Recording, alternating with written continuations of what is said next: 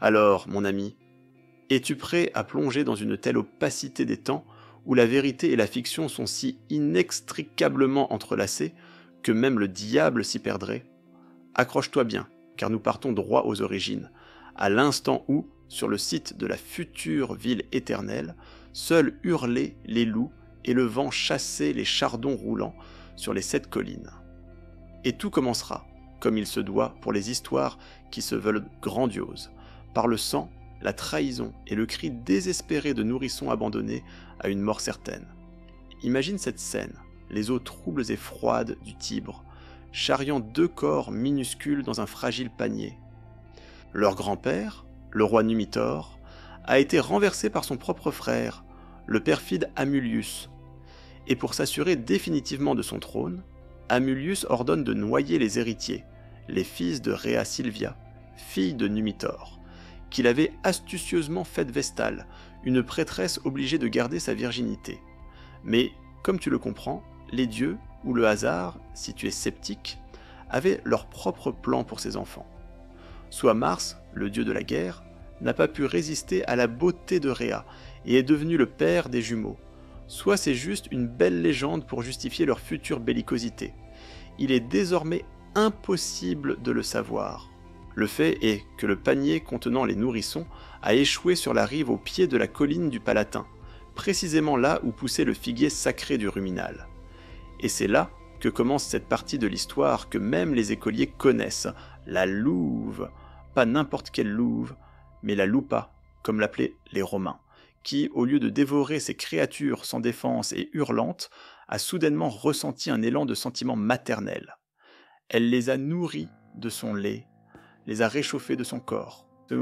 Imagine seulement une bête sauvage, une prédatrice, et 2 petits dômes tétant ses mamelles. Une scène digne du pinceau de Rubens, pas moins. Et ce n'est pas seulement la louve qui a mis la patte à leur sauvetage. On raconte qu'un pic et une vanneau ont également nourri les petits, leur apportant des baies et des insectes. Comme un dessin animé de Disney n'était la dure réalité du monde antique. Mais cela ne pouvait pas durer éternellement. Tôt ou tard, quelqu'un devait trouver les garçons. Et ce quelqu'un fut le berger royal Faustulus. Il allait tranquillement à ses affaires, chercher peut-être son troupeau, ou profiter simplement de la fraîcheur matinale, quand soudain il entendit d'étranges sons. N'étaient-ce pas des pleurs? N'étaient-ce pas des couinements? Il s'approcha et fut stupéfait. Une louve léchait 2 nourrissons. Faustulus, homme simple mais non dénué de compassion, ou peut-être simplement ayant compris que ses enfants n'étaient pas ordinaires, puisqu'une louve les nourrissait, les emmena chez lui. Sa femme, Acca Larentia, soit était une femme au bon cœur, soit, selon une autre version moins flatteuse, était elle-même une femme de mœurs légères, ce qui lui valut le surnom de louve, lupa. En latin, ce mot avait aussi ce sens figuré, désignant une prostituée.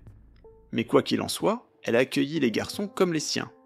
On leur donna les noms de Romulus et Remus. Ainsi, sous la garde du berger et de sa femme, loin des intrigues de cour, mais au cœur même de la future puissance mondiale, grandissaient les futurs fondateurs de Rome. Ils ignoraient leur origine royale, mais le sang parlait de lui-même. Les garçons grandissaient forts, courageux, audacieux. Ils ne craignaient ni les bêtes sauvages, ni les brigands, qui à cette époque sévissaient souvent dans les terres environnantes. Romulus était plus réfléchi et enclin au leadership, Remus plus impétueux et ardent. Mais ensemble, ils formaient une force redoutable. Ils rassemblaient autour d'eux des jeunes gens tout aussi audacieux, bergers et jeunes téméraires, menaient des raids contre les bandes de brigands, partageaient le butin, établissaient leurs propres règles. En substance, c'était une bande primitive, mais avec des rudiments de justice et d'organisation. Ils protégeaient les troupeaux des prédateurs et les habitants locaux des pillards. La renommée de leurs exploits se répandait peu à peu dans les environs. Personne ne se doutait que ces bergers courageux étaient les petits-fils du roi déchu d'Albe la Longue, une cité antique fondée, selon la légende, par Ascagne Iule, le fils d'Énée. Albe la Longue était considérée comme la métropole de nombreuses colonies latines, et son destin était étroitement lié à celui de la future Rome. Et c'est là, comme cela arrive souvent dans les bonnes histoires, que le hasard est intervenu, ou, si l'on préfère, la Providence. Au cours d'une échauffourée avec les bergers du roi Amulius, qui faisaient paître leurs troupeaux sur les terres voisines, Remus fut capturé. Il fut accusé de pillage et traduit en justice devant Numitor lui-même, son grand-père déchu, qui vivait en exil mais conservait encore une certaine influence. Numitor, en voyant le jeune homme, fut frappé par sa noble prestance et le courage dont il faisait preuve. Quelque chose d'imperceptiblement familier lui parut dans les traits de Remus, et voilà que Faustulus, apprenant la capture d'un de ses fils adoptifs et craignant pour sa vie, décida enfin de révéler à Romulus le secret de leur origine. Il raconta tout ce qu'il savait, sur Rhea Silvia, sur le cruel Amulius, sur le panier et sur la louve. Romulus, en entendant cela, comprit que le moment était venu. Il rassembla ses fidèles compagnons, les arma de tout ce qu'il put trouver, et marcha sur Albe la Longue pour libérer son frère et venger son grand-père. Tu imagines la scène ? Des bergers de la veille, armés de gourdins et de couteaux de chasse, qui vont renverser un usurpateur. C'est du pur Hollywood, mais sans les effets spéciaux. Mais la force d'âme et la soif de justice font des miracles. Romulus et sa troupe firent irruption dans la ville, déclenchèrent une révolte, et Remus, à qui Numitor commençait déjà à se douter de qui il s'agissait, ne resta pas non plus les bras croisés. En bref, Amulius fut renversé et tué, et Numitor rétabli sur le trône d'Albe la Longue. Justice fut rendue, on aurait dit, voilà, le happy end. Les frères, héros, sauvés par la louve, avaient rendu le trône à leur grand-père. Ils n'avaient plus qu'à vivre heureux. Mais ce ne fut pas le cas. Romulus et Remus, ayant goûté à la liberté et au pouvoir, ne pouvaient plus simplement retourner à la vie de berger. Et à Albe la Longue, ils se sentaient à l'étroit. Ils étaient habitués à être les premiers. Et là, le grand-père roi, ses propres règles. Et alors leur vint une idée audacieuse. Et si on fondait notre propre ville, là où la louve les avait trouvés, sur ces mêmes collines, près du Tibre. Le lieu était stratégiquement avantageux. La rivière fournissait l'eau et une voie de transport. Les collines offraient une défense naturelle. Sitôt dit, sitôt fait. Ils rassemblèrent leurs partisans, tout aussi jeunes et ambitieux, et partirent à la recherche de l'endroit idéal pour la nouvelle ville. Et c'est là que, entre les frères, toujours si unis, passa le premier chat noir. Ils ne pouvaient s'entendre sur laquelle des collines construire la ville. Romulus choisit le Palatin, celui-là même au pied duquel la louve les avait trouvés. Remus, lui, insistait sur l'Aventin. La dispute s'enflammait de plus en plus. Pour la résoudre, ils décidèrent de recourir aux auspices, la divination par le vol des oiseaux, une méthode antique et respectée pour connaître la volonté des dieux. Remus fut le premier à voir 6 vautours. Il célébrait déjà sa victoire, quand soudain 12 apparurent à Romulus. La victoire fut pour Romulus, le Palatin. C'est ici que sera la ville. Mais Remus ne put se résigner à la défaite. Il était furieux, insulté. Quand Romulus commença à tracer le sillon sacré avec une charrue, délimitant les frontières de la future ville, selon la tradition, la charrue était tirée par une vache blanche et un taureau blanc. Remus la franchit en se moquant, ainsi que le rempart de terre fraîchement érigé. « Voilà avec quelle facilité les ennemis prendront ta ville !» cria-t-il. Ce n'était pas juste une bravade de gamin. C'était un sacrilège, une insulte au rituel sacré. Romulus, enragé par une telle impiété, ou selon une autre version, ce fut l'un de ses partisans, nommé Célère, frappa Remus. Le coup fut mortel. Le frère avait tué le frère aux origines même de la ville, qui devait devenir un symbole de loi et d'ordre. Un début sombre, n'est-ce pas ? Le sang de Remus fut la première victime offerte sur l'autel de la future grandeur de Rome. Romulus, dit-on, pleura amèrement son frère, mais le mal était fait. La ville fut fondée, et elle reçut le nom de son fondateur, Rome, Roma. Cela se produisit, selon la datation légendaire de Varron, le 21 avril 753 avant Jésus-Christ. Cette date est encore célébrée comme l'anniversaire de Rome. Mais une ville, ce n'est pas seulement des murs et des maisons. Une ville, ce sont des gens. Et Romulus avait un problème avec les gens.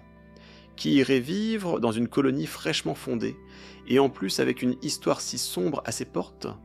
Les premiers habitants de Rome furent les compagnons de Romulus, bergers, esclaves en fuite, exilés, aventuriers de tous les environs. En somme, un public de tout acabit. Il y avait beaucoup d'hommes, mais les femmes étaient rares. Comment construire l'avenir? Comment assurer la croissance de la population s'il n'y a pas de femmes? Romulus déclara Rome un refuge pour tous ceux qui cherchaient une nouvelle vie, leur promettant protection et droits égaux. Les gens affluèrent, mais c'étaient surtout des hommes. Et alors Romulus conçut un plan astucieux, mais très perfide, qui entra dans l'histoire sous le nom d'enlèvement des Sabines. Mais cela, comme on dit, est une toute autre histoire, qui mérite d'être racontée séparément. Et pendant ce temps, Rome se tenait là, baignée du sang d'un de ses fondateurs, prête pour de nouvelles entreprises et de nouvelles tragédies. Et le mythe de la louve, de l'origine divine, de la querelle fratricide, s'est à jamais imprimé dans le code génétique de cette ville, déterminant son caractère austère, guerrier et indomptable. Le commencement était posé, et il fut, pour le moins, tumultueux. Et qui aurait pu alors penser que ce rassemblement de bergers et de vagabonds sur cette colline se transformerait avec le temps en capitale du monde, en un empire qui dicterait sa volonté au peuple de la Bretagne, à la Perse? Mais c'est ainsi que tout commença, par les pleurs de nourrissons, le lait d'une louve et la fureur fratricide. Rome grandissait, mais grandissait de manière un peu déséquilibrée. Des hommes, des hommes, des hommes, forts, désespérés, prêts à tout, mais sans femmes. La ville était vouée à l'extinction. Romulus, en véritable dirigeant, bien que nouveau venu, le comprenait mieux que quiconque. Il envoya des ambassadeurs aux tribus voisines, en premier lieu aux Sabins, qui vivaient non loin, avec des demandes d'alliance matrimoniale. En gros, nous construisons une nouvelle ville ici. Notre peuple est jeune, ardent, faisons des alliances familiales. Mais les voisins regardaient les Romains de haut. Qui étaient-ils? Une populace? Des fugitifs? Des meurtriers? Donner leurs filles en mariage à de tels individus? Certainement pas. Les fiers Sabins, comme d'autres tribus italiques, répondirent par des refus, parfois même moqueurs. Peut-être devriez-vous ouvrir un refuge aussi pour les femmes, raillait-il. Alors, qui sait, vous pourriez trouver des partenaires à votre mesure. Cela irritait Romulus, bien sûr. Son orgueil était blessé et l'avenir de sa création menacé. Et alors un plan mûrit dans son esprit, audacieux et cruel, mais, comme il lui semblait, le seul possible. Il annonça l'organisation de grandes fêtes en l'honneur du dieu Consus, protecteur des moissons et des conseils secrets. Selon une autre version, il s'agissait de jeux en l'honneur de Neptune équestre. Des invitations furent envoyées à tous les voisins.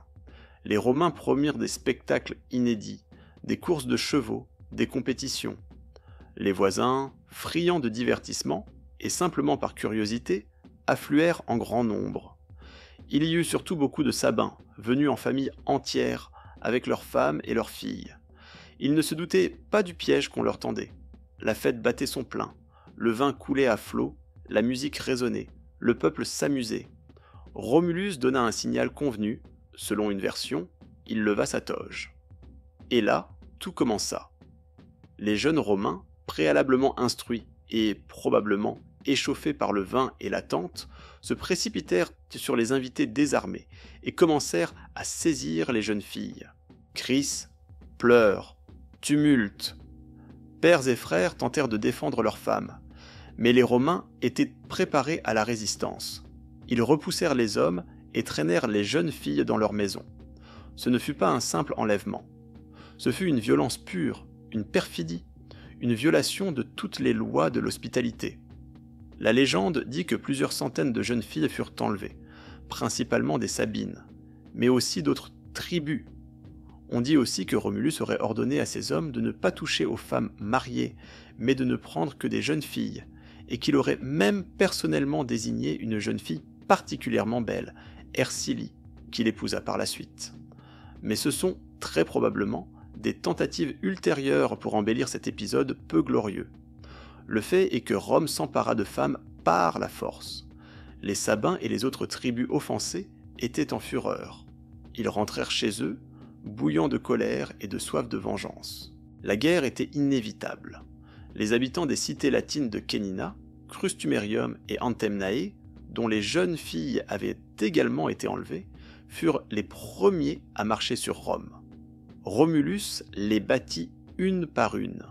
Le roi de Kénina, Acron, il le tua en combat singulier et lui retira ses armes, qu'il consacra ensuite à Jupiter Feretrius, fondant ainsi la tradition des spolia opima, la consécration des armes d'un chef ennemi tué au combat par un général romain. Cela renforça encore son autorité et sa gloire militaire. Mais les Sabins étaient un adversaire plus sérieux. Ils rassemblèrent une grande armée sous le commandement du roi Titus Statius et marchèrent sur Rome. La guerre fut longue et sanglante. Les Sabins assiégèrent la colline du Capitole, l'une des citadelles romaines clés. Et c'est là qu'une autre légende s'entrelace dans l'histoire, celle de la trahison de Tarpeia. Elle était la fille du commandant de la garde capitoline. Les Sabins la corrompirent, lui promettant ce qu'ils portaient au bras gauche. Ils entendaient par là les bracelets et anneaux d'or. Tarpeia leur ouvrit les portes, mais les Sabins, méprisant la traîtresse, tinrent leur promesse au pied de la lettre. Ils la recouvrirent de leurs lourds boucliers qu'ils portaient également au bras gauche. Tarpeia périt sous leur poids, et la roche d'où l'on jetait plus tard les criminels à Rome reçut son nom, la roche tarpéienne. Les Sabins s'emparèrent du Capitole. La bataille décisive eut lieu dans la vallée entre le Palatin et le Capitole, là où surgira plus tard le Forum romain. La bataille fut acharnée. Les forces étaient à peu près égales. Les Romains fléchirent et commencèrent à se retirer. Romulus lui-même fut blessé à la tête par une pierre. La défaite semblait inévitable. Et alors Romulus invoqua Jupiter Stator, celui qui arrête, promettant de lui construire un temple si le dieu arrêtait la fuite de ses guerriers. Soit la prière fut efficace, soit les Romains, honteux de leur faiblesse, reprirent courage, mais ils s'arrêtèrent et se jetèrent de nouveau dans le combat. Et à cet instant critique, alors que l'issue de la bataille tenait à un fil, quelque chose d'incroyable se produisit. Sur le champ de bataille accoururent les femmes, ces mêmes Sabines enlevées. Les cheveux défaits, les vêtements déchirés, elles se jetèrent entre les combattants, les suppliant de s'arrêter. D'un côté se trouvaient leurs pères et leurs frères, de l'autre leurs maris, les pères de leurs enfants. Beaucoup avaient déjà eu le temps d'enfanter. « Si vous haïssez tant cette alliance, criait-elle, alors tournez votre colère contre nous. Nous sommes la cause de la guerre. Mieux vaut pour nous périr que de vivre veuve ou orpheline. » C'était une scène pleine de tragédie et de désespoir. Et cela eut un effet. Les guerriers baissèrent leurs armes. Un silence, troublé seulement par les sanglots féminins, plana sur le champ de bataille. Les chefs, Romulus et Titus Statius, s'avancèrent. Ils furent frappés par le courage et l'abnégation des femmes. Il devint clair que continuer la guerre était inutile. La paix fut conclue. Mais pas seulement la paix, mais quelque chose de plus grand. Les Romains et les Sabins décidèrent de s'unir en un seul peuple. Titus Statius devint le co-régent de Romulus. Les Sabins émigrèrent à Rome, leur noblesse fut intégrée au Sénat romain. Deux peuples, qui la veille encore étaient des ennemis mortels, fusionnèrent en un seul. Ce fut un tournant décisif dans la jeune histoire de Rome. La ville obtint non seulement les femmes qui lui étaient si nécessaires et assura son avenir, mais doubla également sa population et sa puissance militaire. Elle démontra une capacité étonnante à absorber et intégrer les étrangers, les transformant en ses propres citoyens.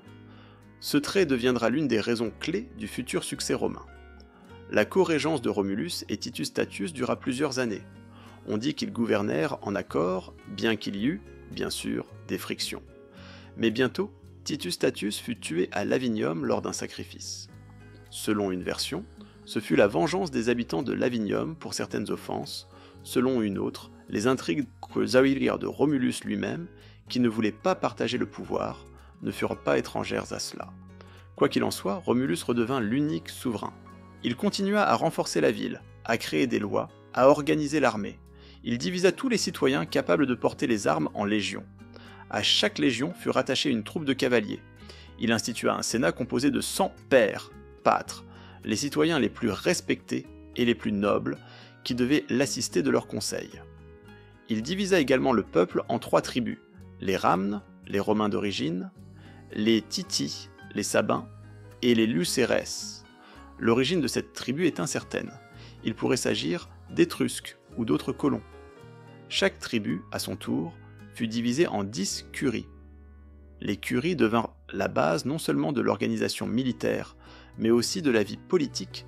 Les assemblées populaires, comitia, se déroulaient par curie. Romulus jeta les fondations de l'État romain, de ses institutions militaires et civiles. Il fut non seulement un guerrier et un conquérant, mais aussi un législateur et un organisateur. Il créa le cadre sur lequel toute la future puissance romaine serait bâtie. Mais même les grands fondateurs comme Romulus ont leur temps. Son règne fut long et glorieux, mais sa fin est entourée de mystères, ce qui contribua encore plus à sa divinisation. Selon une légende, la plus répandue, Romulus disparut lors d'une tempête et d'un orage, alors qu'il passait en revue son armée au champ de Mars. Un épais nuage l'enveloppa, et quand il se dissipa, le trône royal n'était plus là, pas plus que Romulus lui-même. Le peuple était dans la confusion. Les sénateurs déclarèrent que Romulus avait été enlevé au ciel par les dieux.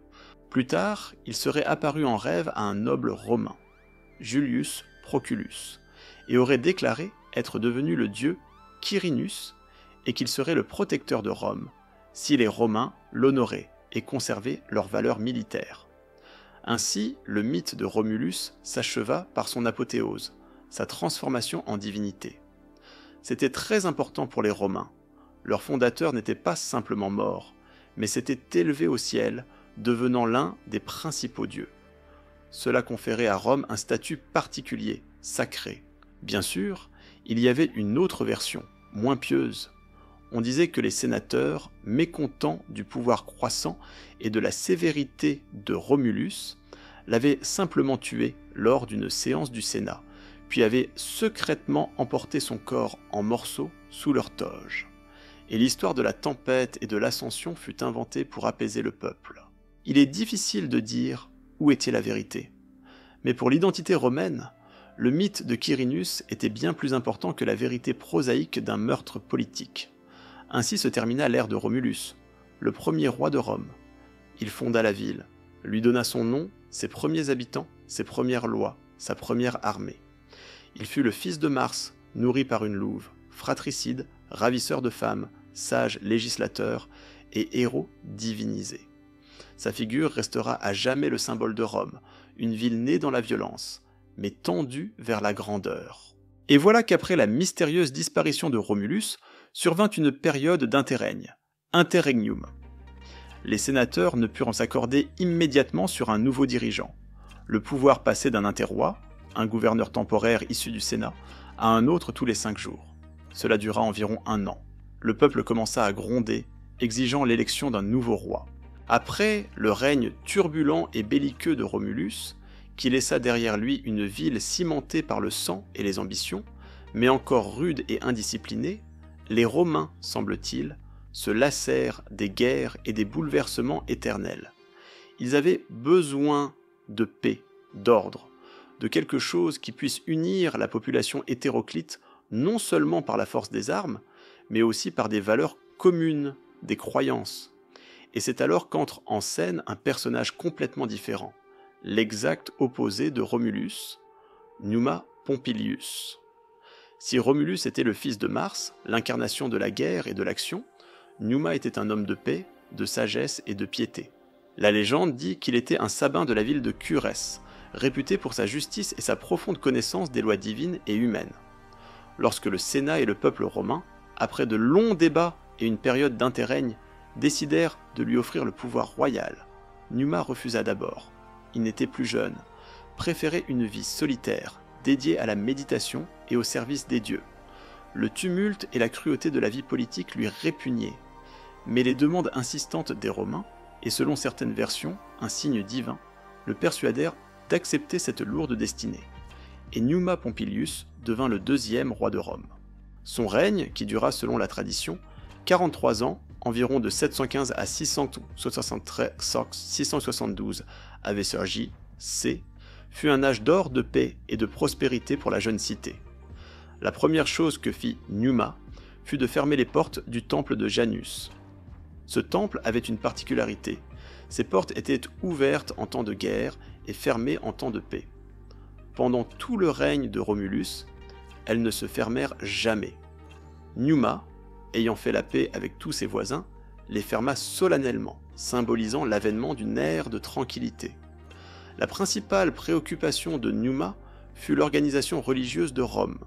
Il comprit que sans une base spirituelle solide, la ville ne pourrait subsister. Il ordonna les cultes des dieux existants et introduisit le culte de nouveaux. On considère que c'est Numa qui institua les collèges sacerdotaux, qui jouèrent un rôle immense dans la vie de Rome pendant de nombreux siècles. Il nomma un grand prêtre, le grand pontife, Pontifex Maximus, qui devait veiller à la justesse de l'accomplissement de tous les rites religieux. Les pontifes s'occupaient également du calendrier, déterminaient les jours de fête et les jours ouvrables, interprétaient les lois. Numa institua le collège des Flamines, prêtres de dieux particuliers, Jupiter, Flamen Dialis, Mars, Flamen Martialis, et Quirinus, Flamen Quirinalis, ainsi que 12 flamines mineures.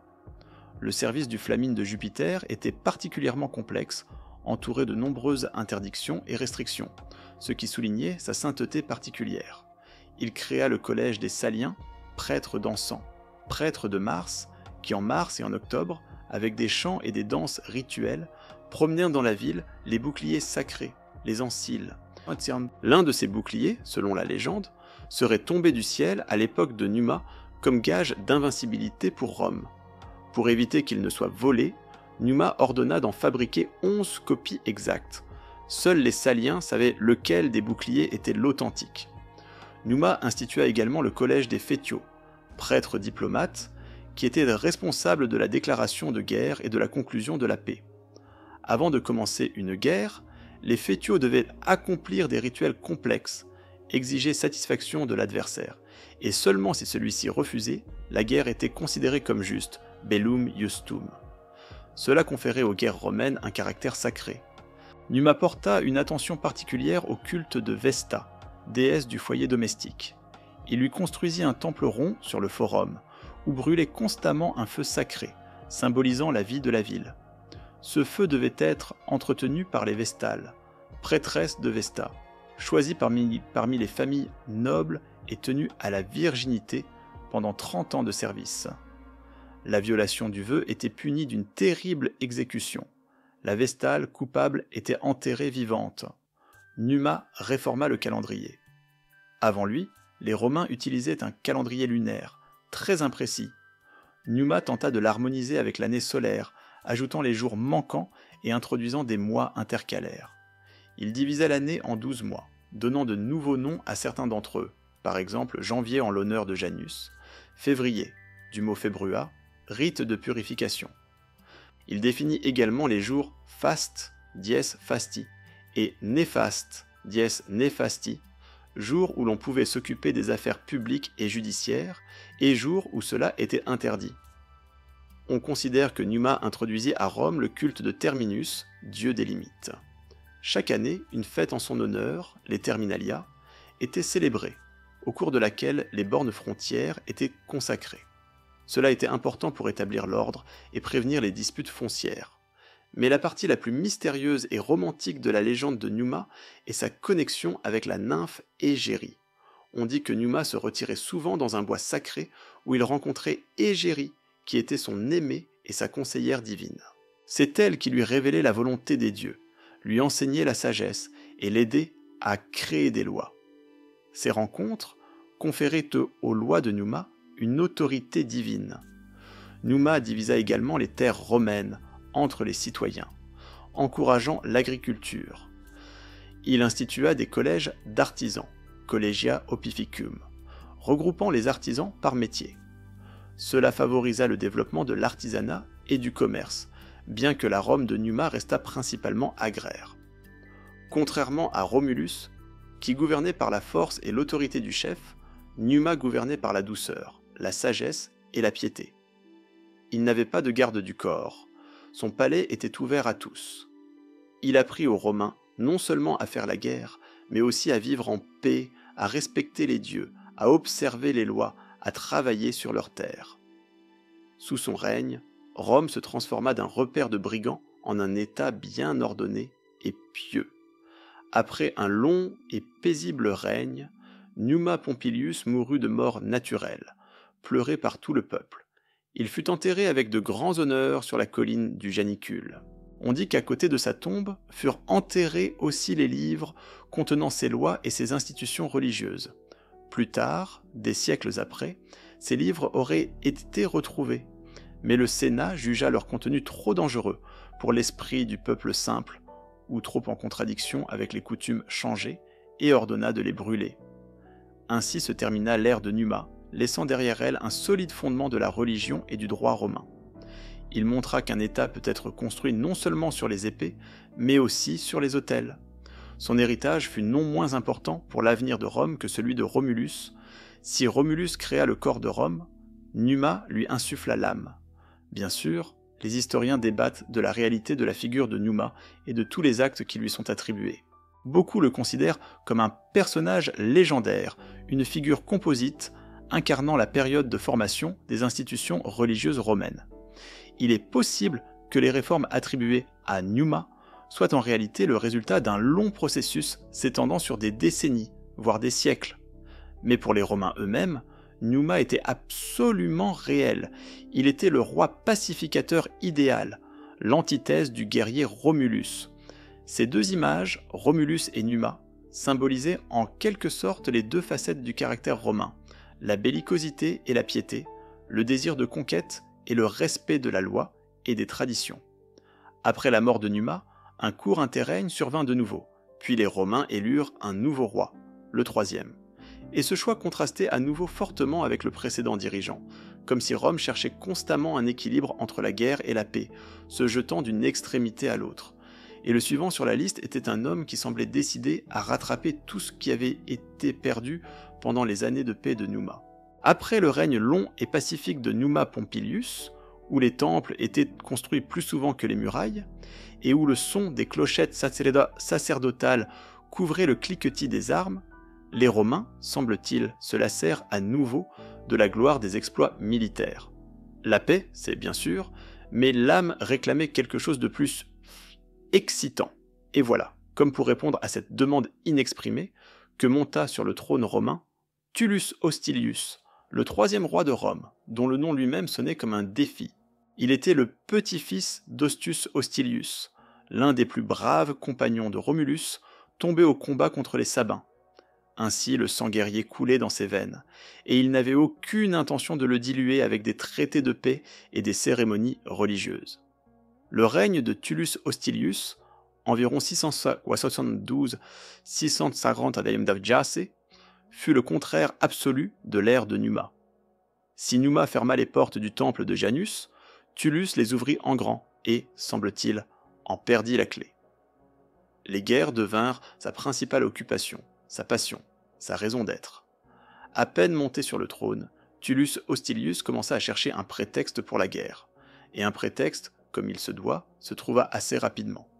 Des raids mutuels et des pillages de bétail commencèrent entre les Romains et les habitants d'Albe la Longue. Cette même Albe la Longue, l'ancienne cité latine, qui était considérée comme la métropole de Rome, sa mère. Rappelez-vous, Romulus et Remus étaient les petits-fils du roi d'Albe la Longue, Numitor. On aurait dit deux peuples apparentés, une histoire commune, des dieux communs. Mais pour Tullus Hostilius, ce n'était que des sentiments. Il aspirait à affirmer la supériorité de Rome, et Albe la Longue, avec son ancienne gloire, était l'adversaire idéal pour cela. Les négociations diplomatiques, s'il y en eut, aboutirent rapidement à une impasse. Les deux camps s'accusèrent mutuellement, et la guerre devint inévitable. Les armées de Rome et d'Albe la Longue se rencontrèrent sur le champ de bataille. Mais avant le début du combat, alors que les guerriers se faisaient déjà face, prêts à se lancer dans une lutte mortelle, il se produisit quelque chose qui devint l'une des légendes les plus célèbres de l'histoire romaine. Les chefs des deux armées, le roi romain Tullus Hostilius et le dictateur albin Metius Fufetius, décidèrent d'éviter l'effusion de sang et de régler l'issue de la guerre par un combat singulier. Mais pas le leur, un combat de guerriers désignés. Et il arriva que dans les deux armées se trouvaient des frères triplés, égaux en force et en âge. Du côté romain, c'étaient les frères Horace, du côté albin, les frères Curias. C'est à eux qu'il revenait de se battre pour le destin de leur ville. 3 Horaces contre 3 Curias. Imagine la tension. 2 armées figées dans l'attente. Tout était en jeu. Le duel commença. Il fut féroce et cruel. Bientôt, 2 Horaces tombèrent morts. Le 3e Horace, resté en vie, se retrouva seul contre 3 Curias. Certes, les 3 albins étaient blessés, bien qu'à des degrés divers. Le sort de Rome semblait scellé. Les albins célébraient déjà la victoire. Mais l'Horace restant ne perdit pas courage. Il usa d'une ruse militaire. Faisant semblant de prendre la fuite, il provoqua les Curias à le poursuivre. Comme ils étaient blessés différemment, ils coururent à des vitesses différentes, s'étirant sur le champ. Horace, attendant que le premier des Curias s'approche de lui, se retourna brusquement et le frappa à mort. Puis, il se débarrassa du second, et enfin du 3e, qui était le plus gravement blessé et marchait avec peine. Victoire. Rome avait gagné, au prix de la vie de 2 frères, mais elle avait gagné. Albe la Longue, selon le traité, devait se soumettre à Rome. Metius Fufetius admit sa défaite et retira son armée. Horace, le vainqueur, après avoir retiré les armes des Curias et tués, rentrait triomphalement à Rome. Aux portes de la ville, il fut accueilli par sa sœur, Camille. Elle était la fiancée de l'un des Curias et, voyant sur l'épaule de son frère la cape de son fiancé, qu'elle-même lui avait tissée, éclata en sanglots et en malédictions contre son frère assassin et toute Rome, qui se réjouissait de cette victoire. Horace, irrité par ces paroles, qu'il considéra comme une trahison et une insulte à sa vaillance et à la gloire de Rome, dégaina son épée et transperça sa sœur, s'écriant « Va rejoindre ton fiancé avec ton amour intempestif, qu'ainsi périsse toute Romaine qui osera pleurer un ennemi. » Ce fut un choc. Le héros, qui venait de sauver Rome, avait commis un crime terrible, le meurtre de sa propre sœur. Son acte provoqua l'indignation. Horace fut traduit en justice pour meurtre. Il risquait la peine de mort. Mais son père, le vieux Publius Horatius, prit la défense de son fils. Il rappela son exploit, le fait qu'il avait perdu 2 fils, et supplia le peuple de ne pas le priver du dernier. Il montrait les armes des Curias, exposées comme trophées, et demandait si les Romains voulaient voir leur sauveur, couronné de gloire, enchaîné et exécuté. Le peuple, ému par les larmes du père et se souvenant des mérites d'Horace, l'acquitta. Cependant, pour expier la faute du sang versé, Horace dut passer sous le joug sororal, Tigillum sororium, une sorte d'arc symbolique, et offrir des sacrifices purificatoires. Cet épisode des Horaces et des Curias, ainsi que le destin tragique de Camille, s'enracinèrent profondément dans la conscience romaine. Il parlait d'un patriotisme sévère, du fait que les intérêts de l'État priment sur les sentiments personnels, de la disposition au sacrifice au nom de Rome. Mais revenons à Albe la Longue. Metius Fufetius, bien que soumis à Rome, gardait rancune. Il attendait le moment propice pour se venger. Et ce moment se présenta lorsque Rome fut engagée dans une guerre avec les villes de Fidène et de Veii, une ville étrusque. Tullus Hostilius appela les Albins à l'aide en tant qu'alliés. Metius Fufetius amena son armée, mais au moment décisif de la bataille, il ne s'engagea pas dans le combat, mais retira ses troupes sur une colline voisine, attendant de voir qui l'emporterait. Il espérait que les Romains seraient défaits et qu'il pourrait alors facilement les achever. Mais Tullus Hostilius ne perdit pas la tête. Il se montra non seulement un guerrier courageux, mais aussi un général astucieux. Il cria fort à ses soldats que Metius agissait sur son ordre pour contourner l'ennemi par l'arrière. Cela redonna courage aux Romains et sema la confusion dans les rangs adverses. Les Romains remportèrent la victoire. Après la bataille, Tullus Hostilius punit sévèrement Metius Fufetius pour sa trahison. Il fut attaché à 2 chars, qui furent lancés dans des directions opposées et fut déchiré en morceaux. Une exécution cruelle, mais selon les Romains, juste. Et puis, Tullus Hostilius prit une décision encore plus radicale. Il ordonna de détruire Albe la Longue jusqu'à ses fondations. Tous les habitants d'Albe furent transférés à Rome, sur la colline Cælius. On leur accorda la citoyenneté romaine, et les nobles familles albaines, comme les Julie, dont descendra plus tard Jules César, furent intégrés au Sénat romain et au patriciat. Les temples d'Albe la Longue furent épargnés, mais la ville elle-même cessa d'exister. Ce fut un geste audacieux et cruel. D'une part, Rome élimina un rival dangereux et augmenta considérablement sa population et son territoire. D'autre part, elle détruisit sa mère métropole, la ville à laquelle elle était liée par des liens anciens. Mais pour Tullus Hostilius, le pragmatisme et les intérêts de Rome primaient surtout. Il voulait que Rome soit le seul centre de pouvoir dans le Latium. Et il y parvint. Outre les guerres contre Albe la Longue, Fidène et Veii, Tullus Hostilius mena d'autres guerres, étendant constamment l'influence romaine. Il fit construire un nouveau bâtiment pour le Sénat, la Curie Hostilia, qui subsista plusieurs siècles. Il s'occupa également de l'organisation militaire, renforçant l'armée et la discipline. Mais sa bellicosité et son mépris de la religion, selon la légende, finirent par attirer sur lui la colère des dieux. Une épidémie de peste éclata à Rome. Tullus Hostilius lui-même tomba malade. On dit que, cherchant à apaiser les dieux, il commença à consulter les écrits de Numa Pompilius et tenta d'accomplir des rites secrets en l'honneur de Jupiter Elicius, celui qui fait descendre les éclairs. Mais soit il le fit mal, soit les dieux ne voulaient ne plus l'écouter. Mais lors d'un de ces rites, la foudre frappa son palais, et Tullus Hostilius périt brûlé vif avec toute sa maison.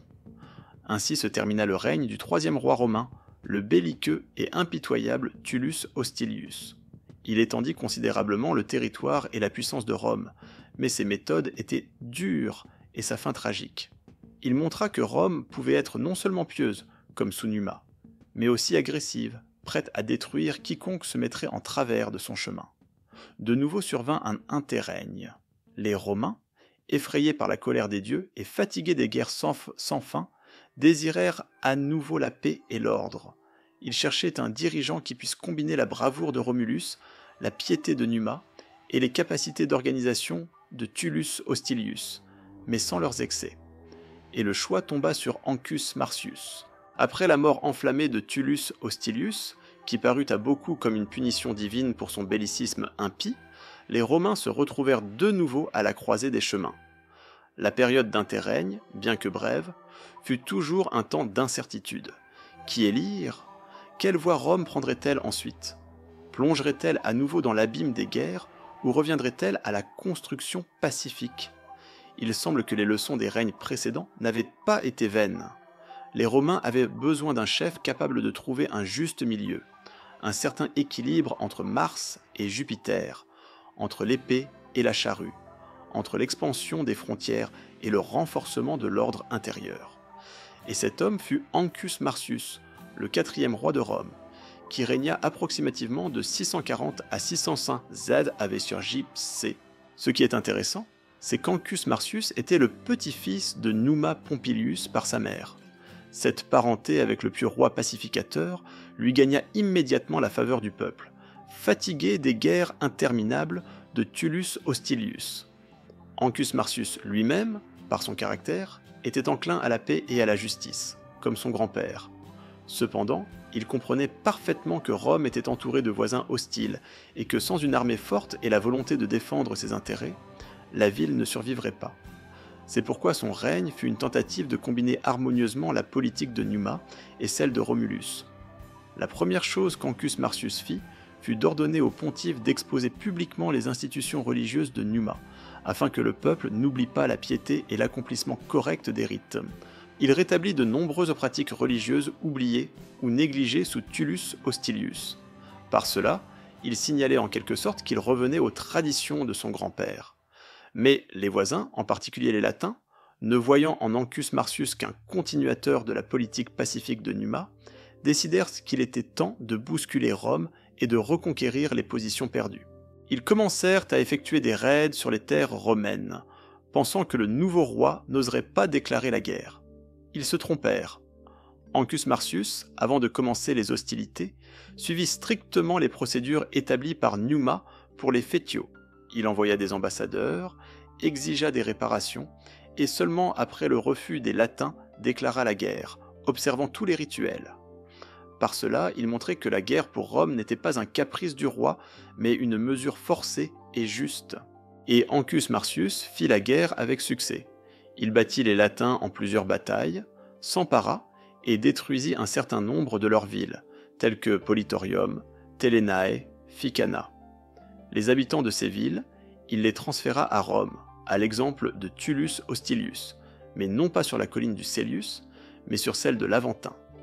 L'Aventin, ainsi, commença à être peuplé principalement par les plébéiens, tandis que le Palatin et le Cælius étaient le bastion des patriciens.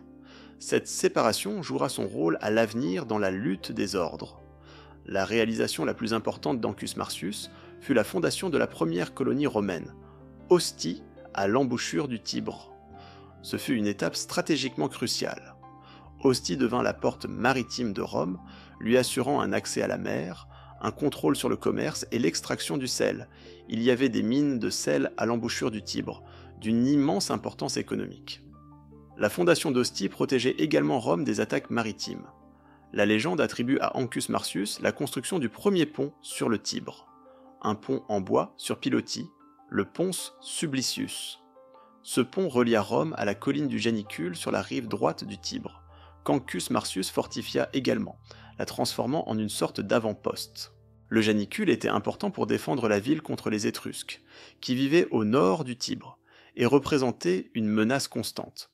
Pour approvisionner la ville en eau, Ancus Marcius aurait construit le premier aqueduc, l'Aqua Marcia.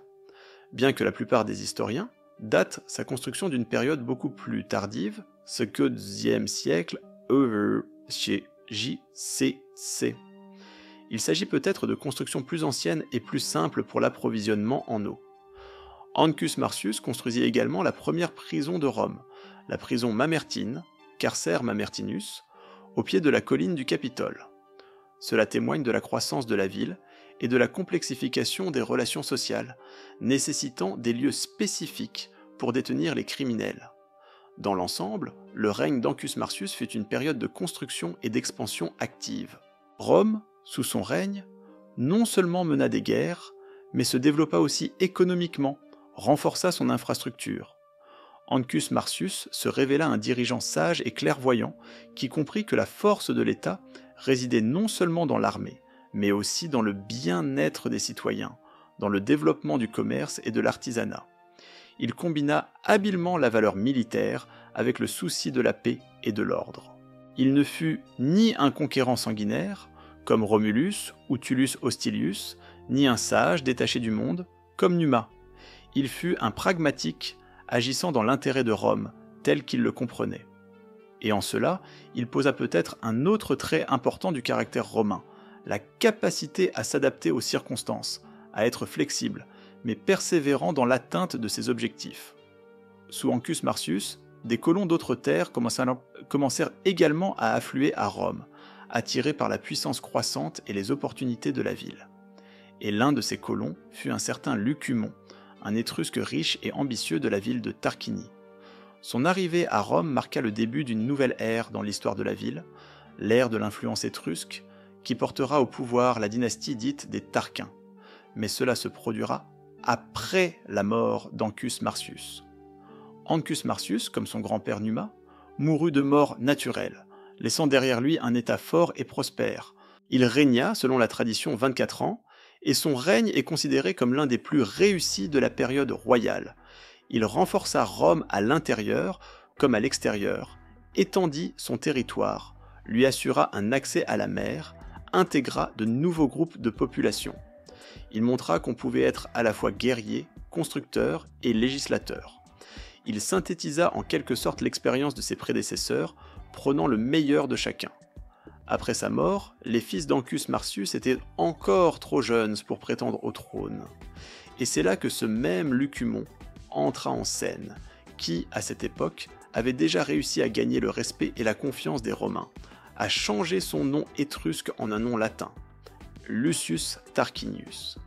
et même à devenir le tuteur des fils du roi défunt. Une nouvelle page étrusque s'ouvrait dans l'histoire de Rome. Et ce chapitre sera plein à la fois de grandes réalisations et d'événements sombres qui mèneront finalement à la chute du pouvoir royal et à la naissance de la République.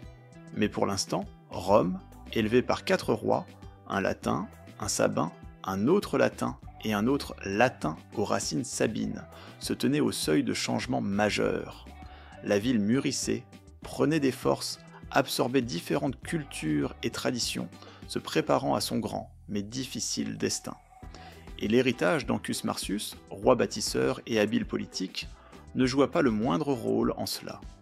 Il laissa Rome plus forte, plus organisée et plus prête aux défis de l'avenir qu'elle ne l'avait jamais été auparavant.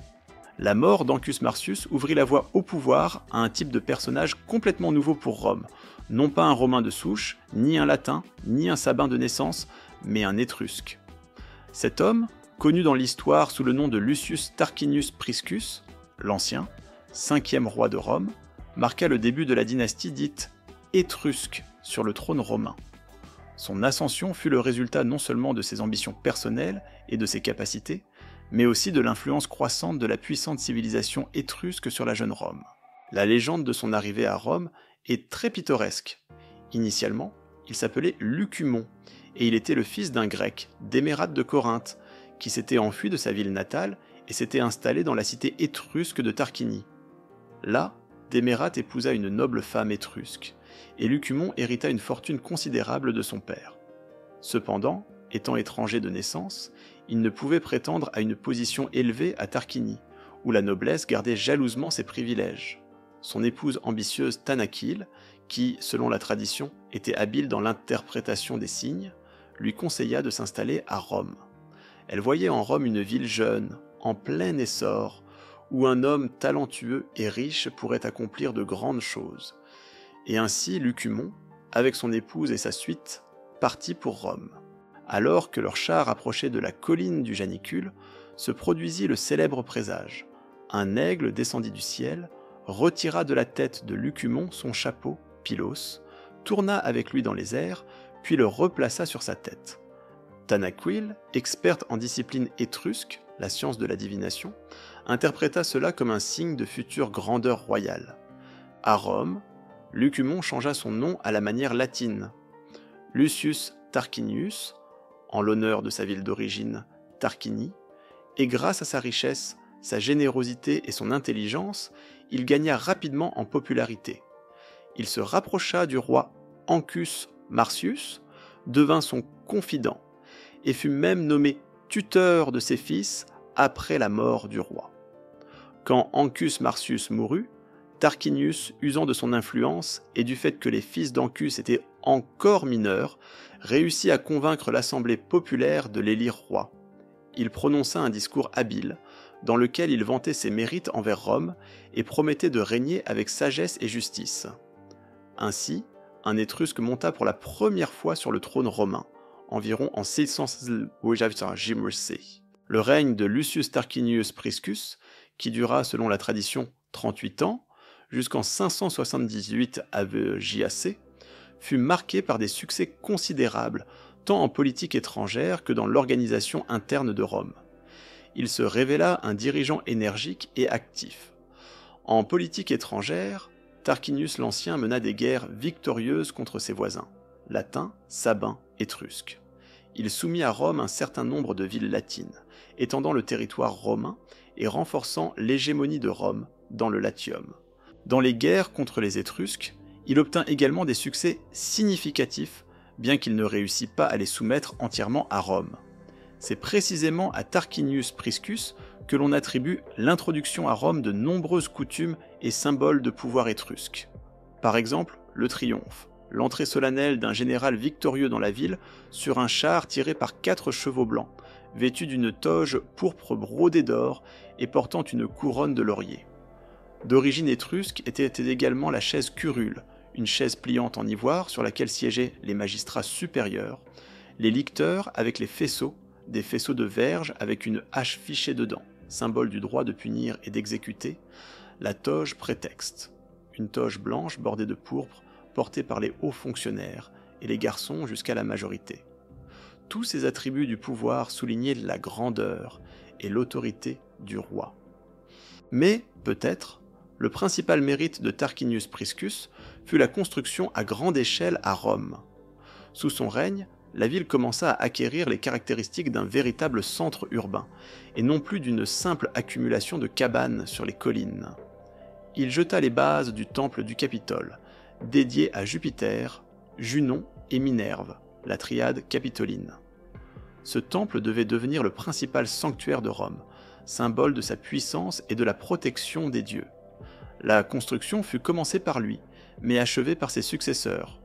Tarquinius Priscus construisit le Circus Maximus, un immense hippodrome dans la vallée entre le Palatin et l'Aventin, destiné aux courses de chars et autres spectacles. Ce lieu devint l'un des principaux centres de la vie publique de Rome pendant de nombreux siècles. Il commença également l'assèchement de la dépression marécageuse entre le Palatin et le Capitole, où se situera plus tard le Forum romain. Pour cela fut construite la Cloaca Maxima, un immense canal couvert qui évacuait les eaux usées et asséchait le sol. Ce fut une œuvre d'ingénierie grandiose pour son temps, témoignant du haut niveau des technologies étrusques. La Cloaca Maxima fonctionna tout au long de l'histoire de Rome et est même encore partiellement utilisée de nos jours. Tarquinius l'Ancien augmenta également le nombre de sénateurs de 100 à 200, ou même 300 selon certaines versions, incluant dans le Sénat ses partisans parmi les hommes nouveaux, homines novi, y compris issus de familles étrusques. Cela renforça son soutien parmi la noblesse, mais provoqua également le mécontentement des anciennes familles patriciennes.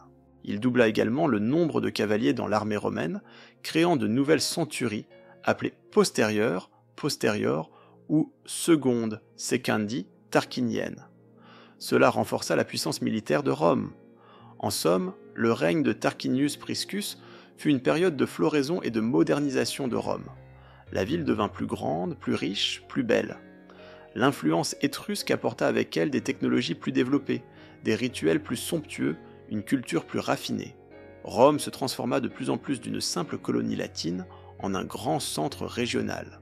Cependant, malgré tous ses succès, Tarquinius Priscus se fit des ennemis. Les fils d'Ancus Marcius, qu'il avait jadis écartés du pouvoir, grandirent et nourrirent leur rancune. Ils se considéraient comme les héritiers légitimes du trône et ne pouvaient accepter d'être gouvernés par un étranger, fût-il talentueux. Ils virent que Tarquinius jouissait d'une popularité universelle et que leurs chances de récupérer le pouvoir par des voies légales étaient nulles, et alors ils se résolurent au meurtre. Ils envoyèrent au roi 2 tueurs à gages, sous l'apparence de bergers, venus soi-disant pour que le roi règle leurs différends. Quand Tarquinius sortit pour les écouter, l'un d'eux le frappa d'un coup de hache à la tête. Le roi tomba mort. Les tueurs tentèrent de s'enfuir, mais furent appréhendés par les licteurs et exécutés. Les fils d'Ancus Marcius, apprenant l'échec du complot et craignant la vengeance, s'enfuirent de Rome. La mort de Tarquinius Priscus, vers 578 a.C., aurait pu entraîner de graves bouleversements et une lutte pour le pouvoir. Mais ici se manifesta à nouveau la sage et décisive Tanaquil, veuve du roi assassiné. Elle dissimula au peuple la mort de son mari, annonçant qu'il était seulement grièvement blessé, et qu'il nommait son successeur temporaire et régent son gendre, ou selon une autre version, son pupille, Servius Tullius. Servius Tullius était une personnalité non moins remarquable que Tarquinius lui-même. Son origine est entourée de mystères et de légendes. Selon une version, il était le fils d'une esclave, Ocrisia, capturée lors de la prise de la ville latine de Corniculum. Un jour, alors que le jeune Servius dormait, sa tête s'illumina soudain de flammes, qui ne lui causaient aucun mal. Tanaquil, voyant cela, comprit que le garçon était destiné à un grand destin. Elle interdit de le réveiller, et quand il se réveilla, les flammes disparurent. Depuis lors, Servius fut élevé dans la maison royale comme un fils, reçut une excellente éducation et épousa une fille de Tarquinius. Selon une autre version, plus prosaïque, Servius Tullius était un Étrusque nommé Mastarna, un compagnon d'un certain Caelius Vibena, et arriva à Rome avec lui. Après la mort de Caelius, il prit la tête de son détachement et obtint une position élevée auprès de Tarquinius. Quoi qu'il en soit, Tanaquil, en proclamant Servius Tullius régent, lui donna l'occasion de consolider son pouvoir. Quand il devint clair que Tarquinius Priscus était mort et que le peuple s'était déjà habitué à voir Servius à la tête de l'État, il fut proclamé nouveau roi. Ce qui est notable, c'est qu'il devint roi sans élection formelle par l'Assemblée populaire, s'appuyant sur le soutien du Sénat et, probablement, de l'armée. Ce fut le premier cas de ce genre dans l'histoire romaine, et cela montrait que le pouvoir royal devenait de plus en plus autoritaire. Ainsi s'acheva l'ère de Lucius Tarquinius Priscus, le premier roi étrusque de Rome. Il fut un dirigeant exceptionnel qui fit beaucoup pour la ville, mais sa mort violente et l'accession au pouvoir de son successeur jetèrent de nouvelles contradictions, qui mèneront à l'avenir à des bouleversements encore plus grands. Rome, sous l'influence étrusque, changeait rapidement, et ces changements étaient irréversibles. L'avènement de Servius Tullius, sixième roi de Rome, fut peut-être l'un des plus inhabituels dans la succession des monarques romains. Il n'était ni le descendant des rois précédents par le sang, à l'exception de vagues rumeurs sur sa paternité possible par Tarquinius Priscus lui-même, ou même une divinité, ni l'élu de l'Assemblée populaire au sens traditionnel. Son pouvoir s'affirma grâce à l'astuce de Tanaquil et à ses propres capacités, ainsi que, probablement, au soutien de la partie de la société romaine qui était liée à l'élite étrusque et au cercle réformateur. Le règne de Servius Tullius, environ 518-535 AVC, est entré dans l'histoire de Rome comme l'époque de réformes majeures qui jetèrent les bases du futur régime républicain et déterminèrent durablement l'organisation sociale et militaire de l'État romain. On l'appelle le roi réformateur, et c'est absolument juste. Si Tarquinius Priscus construisit la ville en pierre, Servius Tullius construisit l'État, créant sa structure et ses institutions. L'une des réformes les plus connues et les plus importantes de Servius Tullius fut l'introduction du cens et la division des citoyens selon leur richesse en classes et en centuries. Ce fut une véritable révolution dans l'organisation sociale. Auparavant, le critère principal d'appartenance à la communauté romaine et de participation à la vie politique était l'origine, l'appartenance à telle ou telle tribu et curie. Servius, lui, plaça la richesse au premier plan. Tous les citoyens romains capables de porter les armes furent divisés en 5, selon certaines versions 6, classes en fonction de la taille de leur patrimoine, qui était évalué en as, monnaie de cuivre. La première classe comprenait les citoyens les plus riches, possédant un patrimoine d'au moins 100 000 AS. Ils devaient fournir un équipement lourd complet, casque, bouclier rond, clipeuse, plus tard scutum, jambière, cuirasse, lance et épée. Ils formaient 80 centuries d'infanterie, 40 pour les âges supérieurs, seniors pour le service de garnison, et 40 pour les âges inférieurs, juniors, pour les campagnes sur le terrain, et 18 centuries de cavaliers, équites. Les cavaliers étaient recrutés parmi les citoyens les plus nobles et les plus riches, y compris 6 centuries aînées, existant déjà avant la Réforme.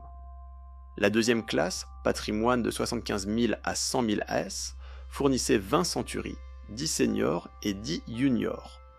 Leur équipement était le même que celui de la première classe, mais sans cuirasse, et avec un bouclier oblong, scutum, au lieu d'un bouclier rond. La troisième classe, de 50 000 à 75 000 AS, fournissait également 20 centuries. Ils n'avaient pas de jambière. La quatrième classe, de 25 000 à 50 000 AS, encore 20 centuries. Leur équipement ne consistait qu'en une lance et un javelot. La cinquième classe, de 11 000 ou 12 500 à 25 000 as, fournissait 30 centuries, 15 seniors et 15 juniors.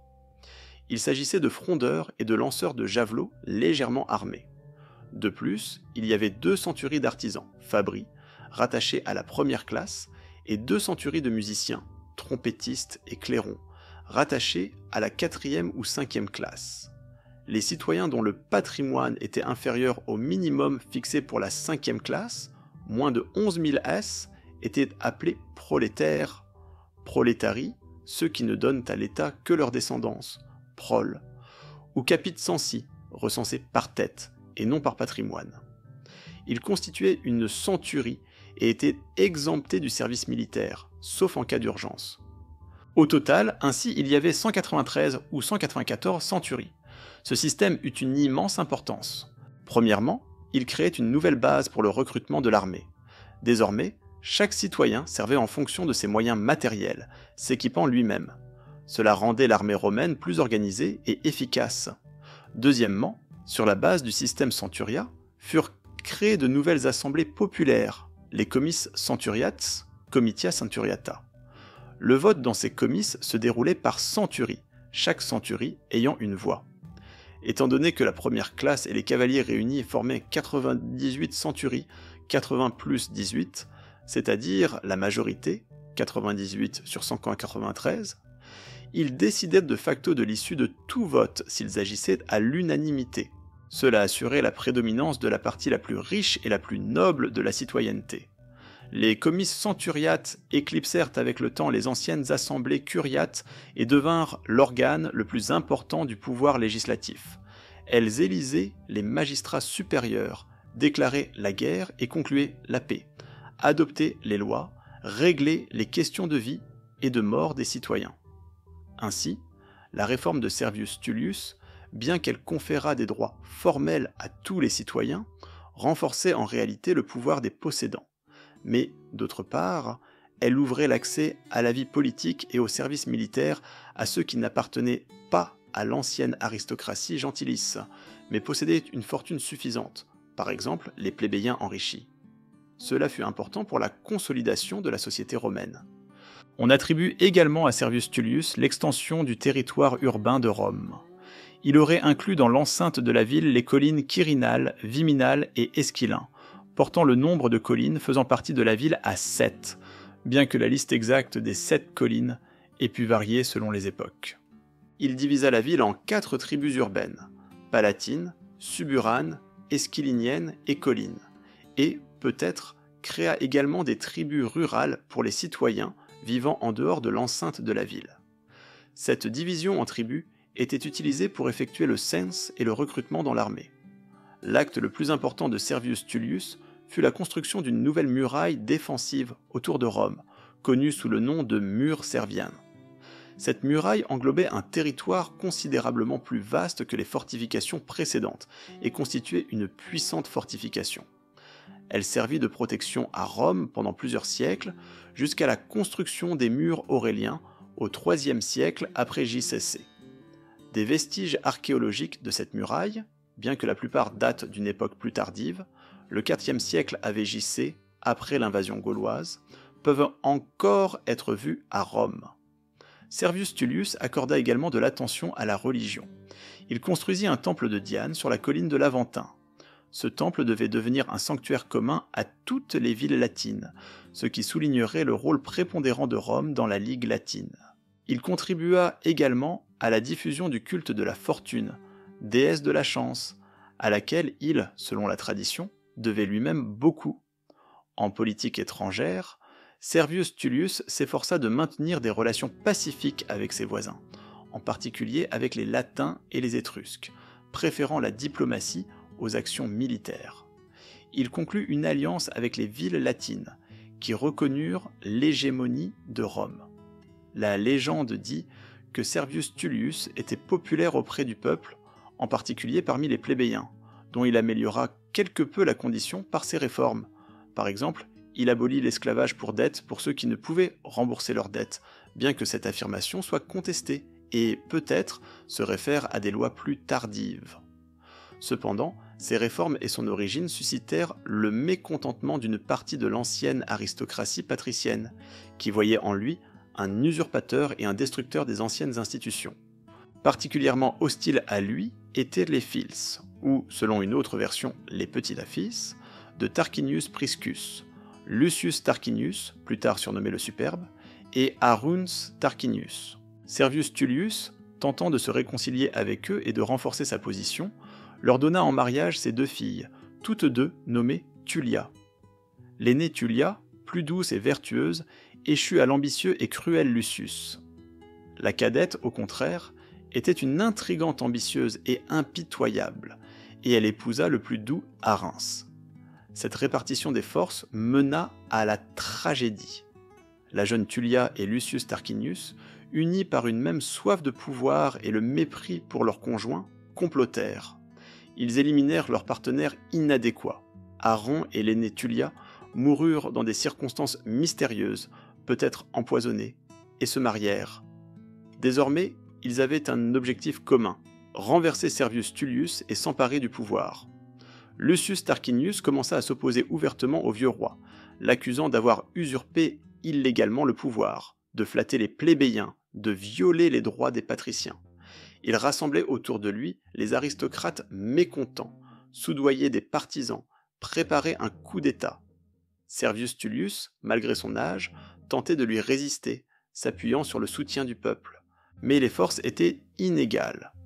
Le jour fatidique, Lucius Tarquinius, accompagné de partisans armés, fit irruption dans le Sénat, occupa le siège royal et prononça un discours accusateur contre Servius.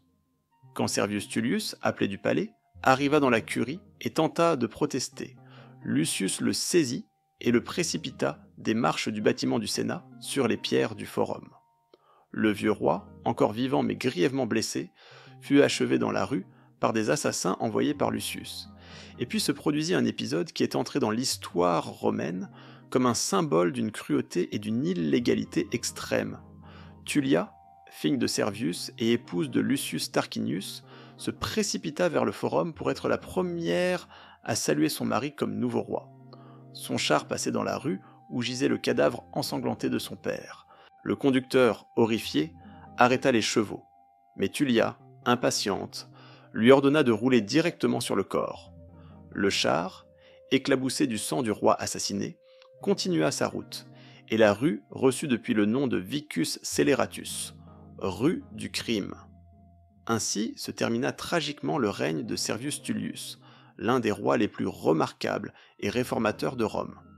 Ces réformes lui survécurent et devinrent la base du développement futur de l'État romain. Mais sa mort violente et l'accession au pouvoir de Lucius Tarquinius le Superbe ouvrirent la dernière, la plus sombre page de l'histoire de la Rome royale, une page qui menait inévitablement à la Révolution et à l'établissement de la République. L'assassinat de Servius Tullius ne fut pas simplement un changement de dirigeant, ce fut un acte d'illégalité flagrante, de mépris de toutes les normes et traditions, et il ne pouvait rester sans conséquence. L'assassinat de Servius Tullius, commis avec une cruauté aussi cynique, et surtout l'acte monstrueux de sa fille Tullia, qui roula sur le corps de son propre père avec son char, plongèrent Rome dans un état de choc et de stupeur. Monta sur le trône Lucius Tarquinius, qui très vite méritera son surnom, le Superbe, Superbus. Son règne, environ 509 Aviorgipsé, fut le 7e et dernier de l'histoire royale de Rome. Et il se révéla l'exact opposé du règne de son prédécesseur, se transformant en une véritable tyrannie, qui finalement mena à la chute de la monarchie. Lucius Tarquinius le Superbe s'empara du pouvoir par la force, sans attendre ni l'élection par le peuple, ni l'approbation du Sénat. Dès le début, il fit comprendre qu'il n'avait l'intention de tenir compte d'aucune loi ni tradition. Il s'entoura de gardes du corps armés, ce qui était impensable pour les rois précédents, à l'exception peut-être de Romulus dans les dernières années de son règne. Il régna comme un despote absolu, s'appuyant sur la peur et la violence. La première chose que fit Tarquinius le Superbe fut de déclencher des répressions contre les partisans de Servius Tullius. De nombreux sénateurs, surtout ceux qui osaient exprimer leur désaccord ou lui semblaient simplement suspects, il les fit exécuter ou exila, et confisqua leurs biens. Le Sénat fut terrorisé et pratiquement privé de son influence. Tarquinius cessa de le convoquer, ou ne le convoquait que pour annoncer ses décisions. Il abolit de nombreuses lois de Servius Tullius visant à soutenir les plébéiens et rétablit l'esclavage pour dette dans ses formes les plus sévères. Le peuple gémissait sous le poids des impôts et des travaux forcés. Tarquinius le Superbe utilisa la population de Rome pour réaliser ses grands projets de construction. Il continua et acheva la construction du temple du Capitole, dédié à Jupiter, Junon et Minerve, commencé par son grand-père, ou père selon les versions, Tarquinius Priscus. Ce temple devint le plus grand et le plus magnifique de Rome, symbole de sa puissance. La légende dit que lors du creusement des fondations, on trouva une tête humaine, capue, intacte par la décomposition, ce qui fut interprété comme un présage que ce lieu deviendrait la tête Caput Mundi du monde. D'où le nom de la colline, le Capitole. Tarquinius acheva également la Cloaca Maxima, asséchant définitivement la dépression marécageuse pour le forum. Il fit construire de nouvelles tribunes au Circus Maximus, augmentant sa capacité. Ces constructions, sans aucun doute, embellissaient la ville et contribuaient à son développement, mais elles étaient réalisées au prix d'un travail forcé et des souffrances du peuple simple, qui était contraint d'y travailler gratuitement, comme des esclaves. En politique étrangère, Tarquinius le Superbe fut agressif et couronné de succès. Il mena de nombreuses guerres contre ses voisins, volsques, sabins, latins. Il soumit de nombreuses villes latines, les obligeant à reconnaître l'hégémonie de Rome et à entrer dans la Ligue latine sous sa suprématie.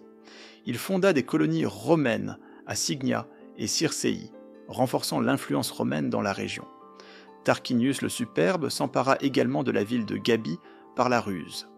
Ne pouvant la prendre par la force, il y envoya son fils cadet, Sextus Tarquinius. Sextus se présenta à Gabii sous l'apparence d'un exilé, se sauvant soi-disant de la cruauté de son père. Les Gabins le crurent et l'accueillirent avec honneur. Sextus gagna progressivement leur confiance, devint l'un des chefs militaires et commença à éliminer secrètement les citoyens les plus influents et nobles de Gabii, agissant selon les instructions de son père. Lorsque toute opposition fut éliminée, Sextus livra sans difficulté la ville au pouvoir de Rome. Cet épisode des pavots, Tarquinius, ne voulant pas donner d'instructions directes à son fils par l'intermédiaire d'un messager, se contenta de couper dans le jardin les têtes des pavots les plus hauts, et Sextus comprit cette allusion, devint un exemple classique de perfidie et de méthode tyrannique de gouvernement. Malgré les succès militaires et les réalisations en matière de construction, la haine envers Tarquinius le Superbe et sa famille grandissait à Rome. Ses fils, Titus, Aruns et surtout Sextus, étaient aussi arrogants, cruels et débauchés que leur père. Ils se comportaient comme les maîtres du monde, ne tenant compte de personne ni de rien.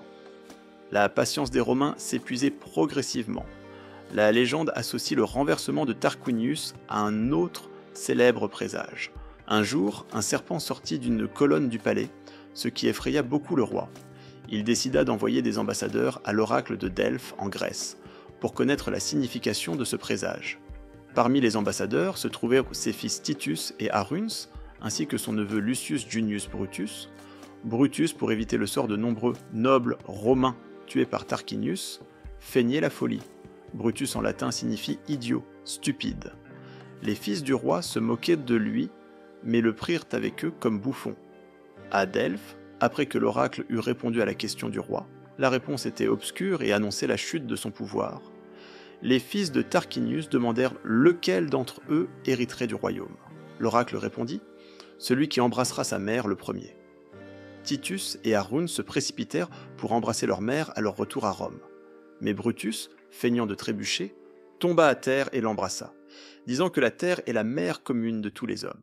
Ainsi, il accomplit habilement la prédiction. Le catalyseur, qui fit déborder la coupe de la colère populaire, fut le célèbre viol de Lucrèce. Cette histoire est l'une des clés de la mythologie romaine de la fondation de la République. Lors du siège de la ville d'Ardée par l'armée de Tarquinius, les fils du roi et leurs nobles compagnons de table, parmi lesquels se trouvait Lucius Tarquinius Collatin, un parent du roi et l'époux de Lucrèce, se disputèrent sur les vertus de leurs épouses. Ils décidèrent de partir immédiatement pour Rome et de vérifier ce que faisaient leurs épouses en leur absence. Les belles filles du roi furent surprises en pleine fête, dans l'oisiveté et la gaieté. Quant à Lucrèce, l'épouse de Collatin, elle était chez elle tard le soir et filait la laine avec ses servantes. Sa modestie et sa vertu firent une profonde impression sur tous, en particulier sur Sextus Tarquinius, le fils du roi. Il s'enflamma pour elle et, quelques jours plus tard, retourna secrètement dans la maison de Collatin à Colati. Lucrèce l'accueillit comme un invité et un parent de son mari. Pendant la nuit, Sextus, la menaçant d'une arme, la força à l'intimité. Pour briser sa résistance, il menaça de la tuer et de déposer le corps d'un esclave à côté d'elle, déclarant qu'il l'avait surprise en adultère. Lucrèce, craignant moins la mort que la honte, céda à la violence. Le lendemain, lorsque Sextus fut parti, Lucrèce envoya chercher son père, Spurius Lucretius Tricipitinus, et son mari, Collatin. Ils arrivèrent accompagnés de leurs amis, Publius Valerius Publicola et Lucius Junius Brutus, le même, le stupide. Lucrèce, en larmes, leur raconta la violence subie, et, après leur avoir fait jurer de venger son honneur bafoué, elle s'enfonça un couteau dans le cœur. Son suicide fut la goutte d'eau qui fit déborder le vase. Brutus, qui jusque-là feignait la folie, se métamorphosa soudain. Il retira le couteau de la blessure de Lucrèce et, le brandissant, jura d'expulser les Tarquins de Rome et de ne plus jamais permettre le pouvoir royal dans la ville. Collatin, Lucretius et Valerius suivirent son exemple. Ils transportèrent le corps de Lucrèce sur le forum à Colacie, puis à Rome, racontant au peuple le crime de Sextus et appelant à la révolte. Les Romains, indignés au plus profond d'eux par ce crime et fatigués de la tyrannie des Tarquins, se levèrent comme un seul homme. L'assemblée populaire, convoquée par Brutus, décréta l'exil du roi Lucius Tarquinius le Superbe avec toute sa famille et le priva du pouvoir royal. Les portes de Rome lui furent fermées. Tarquinius le Superbe se trouvait alors avec son armée près d'Ardée. Apprenant la révolte, il se hâta vers Rome, mais il était déjà trop tard. La ville ne l'accueillit pas. Quant à l'armée, ayant appris les événements de Rome et la décision de l'Assemblée populaire, elle se rallia également aux rebelles. Tarquinius le Superbe, avec ses fils Titus et Arons, fut contraint de fuir et de chercher refuge en Étrurie, dans la ville de Cume.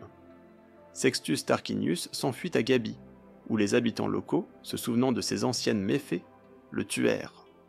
Ainsi, en 509 J.C., selon la datation traditionnelle, s'acheva le règne des rois à Rome, qui dura près de 250 ans. La tyrannie du dernier Tarquin et l'élan noble provoqué par la tragédie de Lucrèce donnèrent naissance à la République romaine. Ce ne fut pas simplement le renversement d'un dirigeant, ce fut un changement de tout un système politique. Rome entrait dans une nouvelle ère de son histoire, l'ère républicaine, une ère qui sera pleine à la fois de grandes réalisations et de luttes intestines acharnées, mais qui conduira finalement Rome à la domination sur toute la Méditerranée. Le mythe de Lucrèce, de Brutus et de l'expulsion des rois devint la pierre angulaire de l'idéologie républicaine romaine, un symbole de la lutte pour la liberté contre la tyrannie. L'expulsion de Tarquinius le Superbe et de sa famille en 509 avant Jésus-Christ ne fut pas simplement un énième coup de palais, mais une véritable révolution qui mit fin à l'ère royale et ouvrit une nouvelle page dans l'histoire de Rome, la républicaine.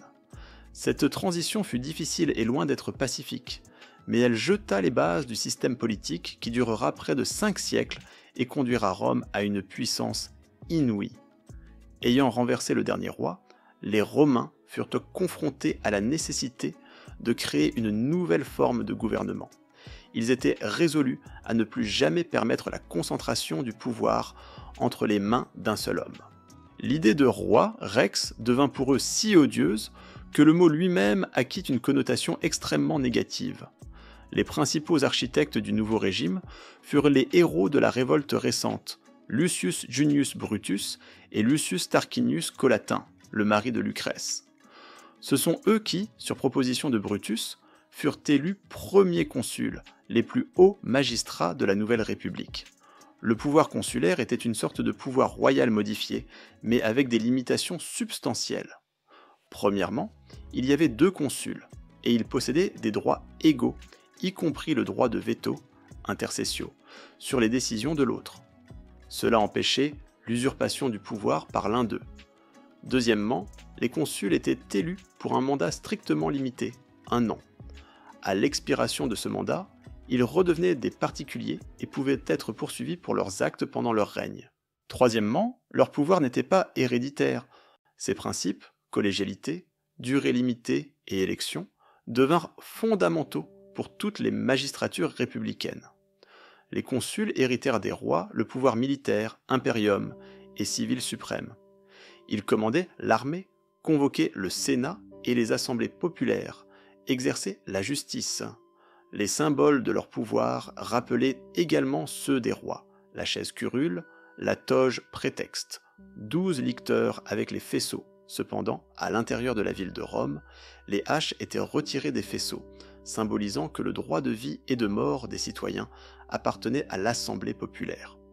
Le Sénat, qui sous Tarquinius le Superbe avait été humilié et pratiquement dissous, retrouva son importance. Brutus augmenta sa composition à 300 membres, incluant des représentants de nobles familles plébéiennes, les pairs inscrits, patres conscripti. Le Sénat devint le principal organe consultatif auprès des consuls, son autorité et son influence étaient immenses, bien que formellement ses délibérations, Senatus consulta, n'eussent qu'un caractère consultatif. Les assemblées populaires, avant tout les comices centuriates, jouèrent également un rôle important. Elles élisaient les consuls et autres magistrats, adoptaient les lois, réglaient les questions de guerre et de paix. Cependant, la nouvelle République fut confrontée dès le début à de sérieux défis. Le Tarquin le Superbe, exilé, n'avait aucune intention d'abandonner. Il trouva du soutien auprès des villes étrusques, en particulier auprès du puissant roi de Clusium, Lars Porsena. Tarquin persuada Porsena de l'aider à retrouver le trône romain, présentant son exil comme un dangereux précédent pour tous les monarques. Une guerre difficile commença entre Rome et les Étrusques. L'armée de Porsena s'approcha des murs même de Rome et assiégea la ville. Au cours de cette guerre, les Romains firent preuve de miracles d'héroïsme qui entrèrent dans les annales de l'histoire et devinrent des exemples à suivre. L'une des légendes les plus célèbres de cette période est l'exploit d'Horatius Caucle. Lorsque les Étrusques percèrent jusqu'au pont Sublicius, Pons Sublicius, le seul pont sur le Tibre, Horatius, avec 2 compagnons, Spurius Lartius et Titus Herminius, le défendit contre une armée entière d'ennemis, tandis que les Romains détruisaient le pont derrière eux. Lorsque le pont était sur le point de s'effondrer, Horatius ordonna à ses compagnons de se retirer, et lui-même continua à se battre jusqu'à ce que le pont s'écroule. Puis il, blessé et en armure, se jeta dans le Tibre et nagea jusqu'à l'autre rive, auprès des siens. Pour cet exploit, une statue lui fut érigée sur le forum, et il reçut autant de terre qu'il put en labourer en un jour. Une autre légende raconte l'histoire de Gaius Mucius Scaevola, le gaucher. Il pénétra dans le camp de Porsena avec l'intention de le tuer. Cependant, par erreur, il tua non pas le roi, mais son scribe, vêtu d'une riche tenue similaire. Capturé, Mucius, pour montrer sa détermination et son mépris de la mort, mit sa main droite dans le feu sur l'autel et l'y maintint jusqu'à ce qu'elle soit carbonisée. Impressionné par son courage, Porsena le libéra. Mucius dit alors au roi qu'il y avait à Rome encore 300 hommes comme lui, prêts à le tuer. Cette nouvelle effraya tellement Porsena que, selon une version, il leva le siège et conclut la paix avec Rome. Selon une autre version, plus plausible, Porsena s'empara tout de même de Rome, ou du moins la força à se soumettre pendant un certain temps, mais fut ensuite contraint de se retirer. Une autre héroïne de cette guerre est Cloelia, l'une des jeunes filles romaines données en otage à Porsena. Elle, avec un groupe d'autres jeunes filles, s'échappa du camp étrusque, traversant le Tibre à la nage sous une pluie de flèches ennemies. Porsena exigea qu'on la lui rende, mais, admirant son courage, lui permit de choisir une partie des otages pour les emmener avec elle. Cloelia choisit les plus jeunes garçons, car ils étaient les plus vulnérables. Une statue équestre lui fut également érigée sur la voie sacrée. Ces légendes, quelle que soit leur véracité historique, reflétaient l'esprit de l'époque, la disposition des Romains au sacrifice de soi, au nom de la liberté et de l'indépendance de leur république. Elles formaient l'identité nationale, inculquaient le patriotisme et la valeur civique. Outre la menace extérieure, la jeune république fut confrontée à des problèmes internes. À Rome même, il existait un parti de partisans de Tarquin, principalement parmi la jeune noblesse, mécontente de la rigueur des nouvelles règles. Ils organisèrent un complot pour ramener le roi. Même les fils de Brutus lui-même, Titus et Tiberius, furent impliqués dans ce complot. Lorsque le complot fut découvert, Brutus, en tant que consul, dut juger ses propres fils, et lui, plaçant son devoir envers l'État au-dessus de ses sentiments paternels, les condamna à mort. L'exécution fut accomplie sous ses yeux. Cet acte de justice sévère, bien que tragique, renforça l'autorité de la République et montra que la loi était la même pour tous. Brutus lui-même périt peu après au combat. Lors d'une bataille contre les Étrusques, il s'engagea en combat singulier avec Aruns Tarquinius, fils du roi exilé. Ils se portèrent mutuellement des coups mortels et tombèrent morts. Les matrones romaines pleurèrent Brutus comme un père pendant une année entière. Son collègue consul, Lucius Tarquinius Collatin, fut cependant bientôt contraint de renoncer à ses fonctions et de quitter Rome. La raison en était son nom, Tarquinius, qui rappelait les rois haïs. Le peuple ne lui faisait pas confiance, malgré tous ses mérites. Sa place fut prise par Publius Valerius, surnommé Publicola, ami du peuple. Valerius Publicola fit adopter un certain nombre de lois visant à renforcer la République et à protéger les droits des citoyens. Il confirma le droit d'appel à l'Assemblée populaire contre une condamnation à mort prononcée par un magistrat, l'ex Valeria de Provocatione. Il établit également que le trésor, aerarium, devait être conservé dans le temple de Saturne sous le contrôle du Sénat et non des consuls. Il ordonna même de démolir sa luxueuse maison sur la colline Velia, qui paraissait trop haute au peuple et ressemblait à une forteresse, et en construisit une nouvelle au pied de la colline. Ces mesures renforcèrent sa popularité et la confiance dans les institutions républicaines. La dernière tentative de Tarquinius le Superbe pour reprendre le pouvoir eut lieu en 486 JC, près du lac Régile. Il s'était assuré le soutien de la Ligue latine, qui craignait la puissance croissante de Rome. La bataille fut longue et sanglante. Selon la tradition, au moment critique, les jumeaux divins Dioscure, Castor et Pollux, apparus sur des chevaux blancs, combattirent aux côtés des Romains. Les Romains remportèrent une victoire décisive.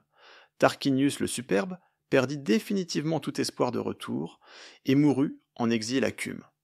Avec sa mort, la menace de restauration de la monarchie disparut. La République romaine avait tenu bon dans une lutte difficile. Cependant, la victoire sur les ennemis extérieurs ne signifiait pas la fin des problèmes.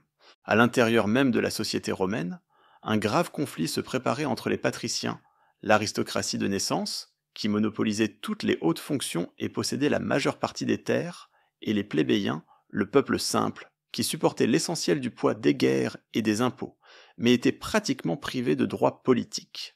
Cette lutte des ordres deviendra le contenu principal de l'histoire intérieure de Rome pendant les 2 siècles suivants. Ainsi, le passage du mythe à l'histoire, des rois légendaires aux magistrats républicains, fut un processus complexe et multiforme. Les mythes de Romulus et Remus, des 7 rois, de l'enlèvement des Sabines, des Horaces et des Curiaces, de Lucrèce et Brutus, tous jouèrent un rôle énorme dans la formation de l'identité romaine, des valeurs romaines, du caractère romain. Ils expliquaient l'origine de la ville, de ses institutions, de ses coutumes. Ils donnaient des exemples de valeurs, de piété, de patriotisme, mais aussi de tyrannie, de trahison, d'illégalité. La réalité historique de la Rome primitive, bien sûr, était plus complexe et peut-être plus prosaïque que ces légendes éclatantes. Mais sans ces mythes, il est impossible de comprendre l'esprit de la Rome antique, ses aspirations et ses réalisations. L'ère des 7 rois, commencée par une intervention divine et du lait de louve, s'acheva par un exploit humain et un serment auprès du corps de Lucrèce. Rome s'engagea sur une nouvelle voie, la voie de la République, mais l'ombre de ses fondateurs et dirigeants légendaires planera encore longtemps sur les 7 collines, rappelant d'où tout a commencé. Et chaque nouvelle tournure de l'histoire renverra d'une manière ou d'une autre à ses anciennes traditions, y puisant inspiration ou avertissement. La République primitive, à peine remise des Tarquins et de leurs alliés, se replongea aussitôt dans un nouvel abîme, la lutte interne entre patriciens et plébéiens. Ce conflit, qui s'étira sur près de 2 siècles, fut non moins dramatique et déterminant que les guerres contre les ennemis extérieurs. En substance, ce fut une lutte pour l'âme de Rome, pour savoir quelle serait sa future société. Oligarchique, où régnerait une étroite caste d'élus, ou plus démocratique, où tous les citoyens auraient des droits et des opportunités. Les patriciens, descendants des pères sénateurs, que Romulus aurait prétendument élus, se considéraient comme le sel de la terre romaine. Ils possédaient de vastes domaines fonciers. L'ager publicus, terre publique, était distribué principalement parmi eux. Occupaient toutes les fonctions sacerdotales, qui étaient étroitement liées à la politique et au droit, car les prêtres pontifes interprétaient les lois et tenaient le calendrier. Et surtout, seuls eux pouvaient être élus aux plus hautes charges publiques, notamment au consulat. Les plébéiens, du latin plebe, peuple, foule, constituaient la majorité de la population. C'étaient de petits propriétaires terriens, des artisans, des commerçants, des journaliers. Ils supportaient l'essentiel du poids du service militaire, payaient des impôts, mais étaient pratiquement exclus de la gestion de l'État. Leur intérêt n'était représenté par personne. Leur situation économique était particulièrement difficile. Les guerres fréquentes ruinaient les petites exploitations. Les plébéiens étaient contraints d'emprunter aux riches patriciens à des taux d'intérêt énormes. Si la dette n'était pas remboursée à temps, le débiteur pouvait perdre non seulement ses biens, mais aussi sa liberté. Il pouvait être vendu en esclavage, nexum, servitude pour dette. Cela provoquait une tension sociale immense. Le premier affrontement majeur eut lieu dès 494 avec Getsé, la soi-disant première sécession, retrait, des plébéiens. Acculés au désespoir par les dettes et les oppressions des patriciens, les plébéiens, qui constituaient la base de l'armée, en plein milieu d'une guerre contre les Volsques et les Èques, refusèrent de combattre et quittèrent Rome pour se retirer sur le mont Sacré, selon une autre version, sur l'Aventin. Ils déclarèrent qu'ils ne reviendraient pas tant que leurs revendications ne seraient pas satisfaites. C'était de fait une révolte, qui mit Rome au bord de la catastrophe. Les patriciens se retrouvèrent dans une situation très difficile. Sans la milice plébéienne, la ville était sans défense. Des négociations commencèrent. La légende attribue un rôle décisif dans la réconciliation à l'ancien consul Agrippa Menenius Lanatus. Il raconta aux plébéiens la célèbre parabole des membres du corps humain qui se rebellèrent contre l'estomac, l'accusant de ne rien faire, mais seulement de consommer la nourriture qu'il lui fournissait. Finalement, lorsqu'ils cessèrent de nourrir l'estomac, tout le corps s'affaiblit et fut sur le point de périr. Ainsi dans l'État, disait Menenius, toutes les parties doivent travailler ensemble, et chacune est importante à sa place. Cette parabole, ainsi que la promesse de certaines concessions, persuadèrent les plébéiens de retourner à Rome. Le principal résultat de la première sécession fut l'institution d'une nouvelle magistrature, les tribuns de la plèbe, tribuni plebis. Initialement, ils étaient 2, plus tard leur nombre augmenta à 5, puis à 10. Les tribuns de la plèbe n'étaient élus que parmi les plébéiens lors des assemblées de la plèbe, concilia plebis, et possédaient une inviolabilité sacrée, sacrosanctitas. Quiconque attentait à leur personne était déclaré hors la loi. Leur fonction principale était de défendre les droits des plébéiens contre l'arbitraire des magistrats patriciens. Ils obtinrent le droit de veto, ius intercessionis, sur les décisions du Sénat et les ordres des consuls, s'ils portaient atteinte aux intérêts de la plèbe. Ils pouvaient convoquer les assemblées de la plèbe et y proposer des projets de loi, plébiscite. L'apparition des tribuns de la plèbe fut une immense victoire pour les plébéiens. Ce fut le premier pas vers la limitation de la toute-puissance du patriciat et vers la création d'un système politique plus équilibré. Cependant, la lutte ne s'arrêta pas là. Les plébéiens réclamaient de nouvelles concessions, avant tout la codification des lois.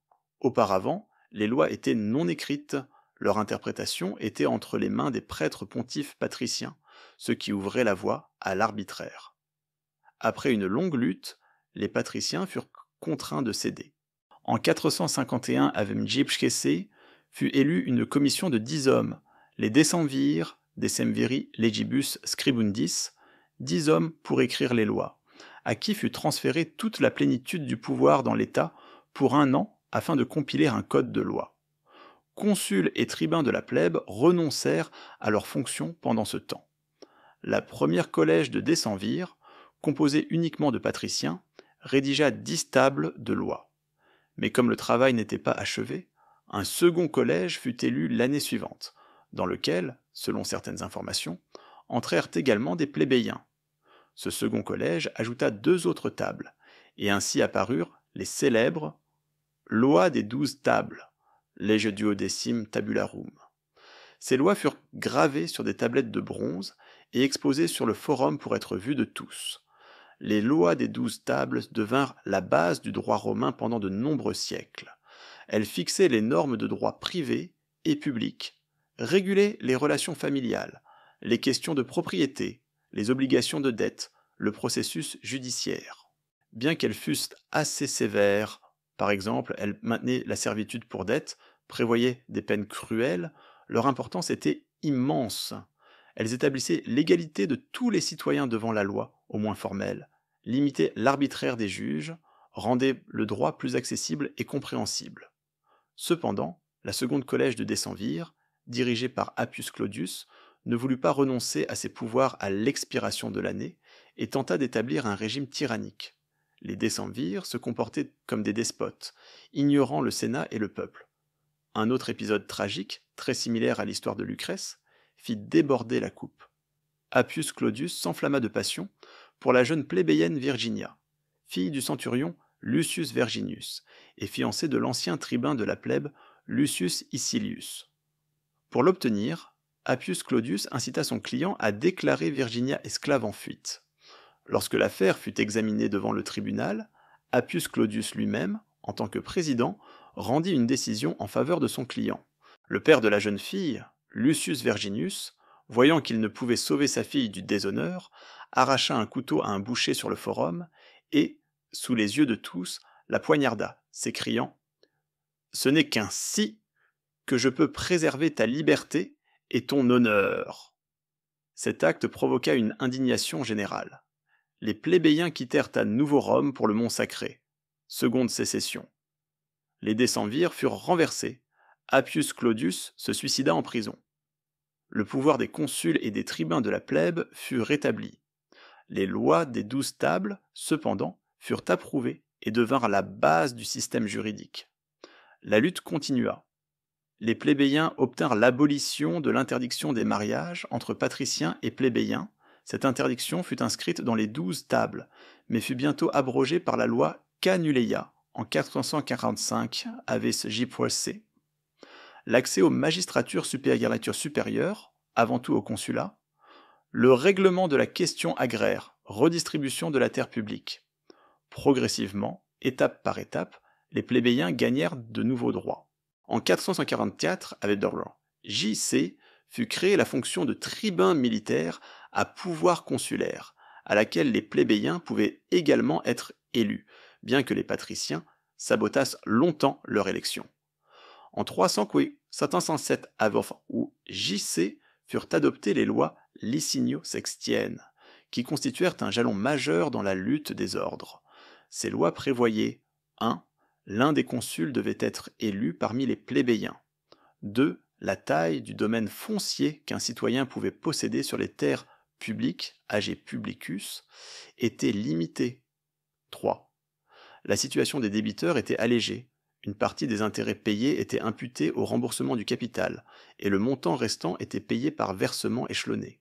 L'adoption de ces lois fut une immense victoire pour les plébéiens. Bien que les patriciens tentassent encore longtemps de maintenir leurs privilèges, la voie vers l'égalité totale était ouverte. Dans les décennies suivantes, les plébéiens obtinrent accès à d'autres magistratures, dictateur 356 av J.C., censeur 351 av J.C., prêteur 337 av J.C. En 300 av J.C., la loi Ogulnia ouvrit aux plébéiens l'accès aux collèges sacerdotaux des pontifes et des augures. La loi Hortensia de 287 av J.C., qui stipula que les décisions des assemblées plébéiennes, plébiscites, avaient de force de loi pour tous les citoyens, y compris les patriciens, et n'avaient pas besoin de l'approbation du Sénat, est considérée comme l'accord final dans la lutte des ordres. À cette époque, l'ancienne division entre patriciens et plébéiens avait largement perdu de son sens. À la place de l'aristocratie de naissance, apparut une nouvelle noblesse, la nobilitas, composée de la crème des familles patriciennes et des riches familles plébéiennes, dont les représentants occupaient les plus hautes charges publiques. La société romaine devint plus consolidée, ce qui lui permit de résister avec succès aux menaces extérieures et d'entamer son expansion en Italie. Ainsi, l'époque des 7 rois commençait avec le légendaire Romulus et achevait avec la tyrannie de Tarquinius le Superbe, ne fut pas simplement un prologue à la République. Elle jeta les bases de l'État romain, de l'art militaire, de la religion, du droit. Les mythes et légendes de cette période, s'entremêlant avec les réalités historiques, créèrent le fondement sur lequel s'édifia le bâtiment de la République romaine, puis de l'Empire, la lutte avec les voisins, la formation des premières institutions, l'activité des rois énigmatiques. Tout cela faisait partie du processus complexe de formation de la ville à laquelle était destinée à conquérir le monde. Et même lorsque le pouvoir royal fut renversé, l'héritage de la période royale continua de vivre dans les coutumes, les lois, les croyances et, surtout, dans l'esprit même du peuple romain qui se souvenait toujours de ses origines dures mais glorieuses. La transition de la monarchie à la République, puis la lutte interne pour l'égalité des droits, montrèrent l'étonnante capacité de Rome à se transformer, à s'adapter, à créer des mécanismes politiques et sociaux complexes et efficaces. Et cette capacité, née dans le creuset des mythes et des défis historiques réels, devint l'une des principales raisons de sa future grandeur. Le voyage des origines mythiques de Rome, enveloppé de légendes sur la louve et les ancêtres divins, à la naissance de la République, forgée dans le feu de la lutte contre la tyrannie et les discordes intestines, est l'histoire non pas seulement d'une ville, mais de toute une civilisation dans son enfance.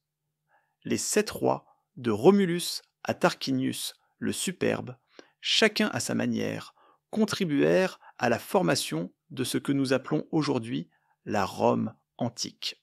Leur règne, qui s'étendit, selon la tradition, sur 2 siècles et demi, fut une période de pose des fondations essentielles de la société, de l'État et de la culture romain. Romulus, le fondateur légendaire, fils de Mars et pupille de la Louve, donna à la ville son nom, ses premiers citoyens, bien que rassemblés de toutes parts, les premières structures militaires et politiques, telles que le Sénat et la division en curies. Sa figure, bien que mythique, symbolisait l'énergie primordiale, la combativité et la protection divine, que les Romains considérèrent toujours comme inhérentes à leur ville. L'histoire de l'enlèvement des Sabines, aussi cruelle qu'elle puisse paraître, reflète le pragmatisme et la volonté des Romains d'aller aux extrêmes pour la survie et la croissance de leur polis, et la réconciliation et la fusion ultérieure des 2 peuples démontrèrent la capacité unique de Rome à assimiler et intégrer les étrangers, ce qui sera l'une des clés de sa future puissance impériale. Numa Pompilius, le Sabin qui succéda au belliqueux Romulus, devint l'incarnation de la paix, de la piété et de la légalité. On lui attribue la création des bases de la religion romaine, l'institution des collèges sacerdotaux, pontifes, flamines, saliens, fétiaux, vestales, la réforme du calendrier, la construction de temples. Il apprit aux Romains non seulement à faire la guerre, mais aussi à honorer les dieux, à respecter les rituels, à vivre selon la loi. Son règne devint le symbole de l'âge d'or de la paix et de la justice, contrastant avec l'ère tumultueuse de Romulus et les rois belliqueux qui suivirent. Tullus Hostilius ramena Rome sur la voie de la guerre. Son nom est associé à la destruction d'Albe la Longue, la ville-mère de Rome, et au transfert de ses habitants à Rome. Cet acte, bien que cruel, démontra les ambitions croissantes de Rome et son aspiration à l'hégémonie dans le Latium. La légende du duel des Horaces et des Curias devint un exemple classique de patriotisme romain, de volonté de se sacrifier pour la patrie, où le devoir envers l'État primait sur les sentiments personnels et les liens familiaux. Ancus Marcius, petit-fils de Numa, tenta de trouver un équilibre entre la bellicosité de Tullus et le pacifisme de son grand-père. Il combattit avec succès les Latins, étendant les possessions romaines, mais accorda également de l'attention au développement interne de la ville. On lui attribue la fondation d'Ostie, le port maritime de Rome, la construction du premier pont sur le Tibre, Pons Sublicius, le renforcement de la colline du Janicule et la construction de la première prison. Il poursuivit la politique d'intégration des peuples vaincus, les transférant à Rome et leur accordant la citoyenneté. Avec l'arrivée au pouvoir de la dynastie étrusque des Tarquins, Rome entra dans une nouvelle phase de son développement. Lucius Tarquinius Priscus, l'Ancien, un Étrusque riche et ambitieux, apporta à Rome une culture plus développée, des technologies et des rituels royaux plus somptueux. Sous son règne, commença une construction à grande échelle. Le temple du Capitole, le Circus Maximus, la Cloaca Maxima. La ville se transformait, acquérant les traits d'un véritable centre capital. Il augmenta la composition du Sénat, renforça l'armée, étendit l'influence romaine dans la région. Servius Tullius, gendre de Tarquinius Priscus, dont l'origine est entourée de mystères, est entré dans l'histoire comme un grand réformateur. Sa réforme centuriate, basée sur le sens de fortune, changea radicalement la structure sociale et militaire de Rome. Elle créa une nouvelle base pour le recrutement de l'armée et la formation des assemblées populaires, comites centuriates, jetant ainsi les bases du futur régime républicain. On lui attribue également l'extension de l'enceinte de la ville, la division de la ville en tribus et la construction de la célèbre muraille servienne. Son règne visait à l'ordonnancement et à la consolidation de l'État. Enfin, Lucius Tarquinius le Superbe, le dernier des 7 rois, devint le symbole de la tyrannie et de l'arbitraire. Son règne cruel, son mépris des lois et du Sénat, les répressions contre la noblesse et l'oppression du peuple conduisirent à une haine générale. Le viol de la vertueuse Lucrèce par son fils Sextus fut la goutte d'eau qui fit déborder le vase de la patience. La révolte, menée par Lucius Junius Brutus, aboutit à l'expulsion des Tarquins et à l'établissement de la République en 509 a.C. Cette transition du mythe à l'histoire, du pouvoir royal au régime républicain, ne fut pas simple. Il est difficile de séparer les grains de vérité historique des mauvaises herbes des légendes et mythes qui entourent la jeune histoire de Rome. Les données archéologiques confirment l'existence d'une importante implantation sur le site de Rome à l'époque royale, la présence d'influences étrusques, des traces de travaux de construction à grande échelle. Mais les détails biographiques des rois, nombre des actes qui leur sont attribués, sont très probablement le produit d'une tradition littéraire et historique plus tardive, cherchant à expliquer et à héroïser les origines de l'État romain. Cependant, pour les Romains eux-mêmes, ces mythes et légendes n'étaient pas de simples contes. Ils formaient leur conscience nationale, leur système de valeurs, leur conception du bien et du mal. Les figures de Romulus, Numa, Brutus, Lucrèce, les Horaces servaient d'exemple à suivre ou d'avertissement. Ils faisaient partie du mythe romain, l'idée de l'élection divine de Rome, de sa mission spéciale, de la valeur et de la piété de ses ancêtres. L'établissement de la République ne signifia pas l'avènement immédiat de la paix et de la prospérité. Le jeune État dut supporter une lourde lutte contre les Tarquins exilés et leurs alliés, puis s'engager dans un conflit long et épuisant entre patriciens et plébéiens pour l'égalité des droits. Mais c'est précisément dans cette lutte que se forgea le caractère du peuple romain, ses institutions politiques, son système juridique. Les lois des 12 tables, l'institution des tribuns de la plèbe, les lois Licinio-Sextiennes, la loi Hortensia, tout cela fut des jalons sur la voie de la création d'une société plus juste et équilibrée. Le mythe et l'histoire à Rome étaient inextricablement liés. Le mythe donnait une justification idéologique au processus historique, et l'histoire, à son tour, puisait dans le mythe des images et des symboles. Et même lorsque Rome devint une puissante république, puis un empire, elle n'oublia jamais ses origines modestes, presque mythiques, les bergers sur le Palatin, la louve qui nourrit ses fondateurs, les 7 rois qui jetèrent ses fondations. Cette mémoire fut la source de sa force et de sa confiance en sa destinée. En étudiant les débuts de Rome, nous voyons comment l'ordre naît du chaos, comment un peuple uni se forme à partir de la confrontation de différentes tribus et cultures, comment un système religieux complexe émerge de croyances primitives, et comment un code de loi structuré naît du droit coutumier. C'est l'histoire de la façon dont une petite ville sur les rives du Tibre, grâce à la persévérance, la discipline, la valeur militaire et une capacité étonnante d'adaptation et d'intégration, put se transformer d'abord en maîtresse de l'Italie, puis de toute la Méditerranée.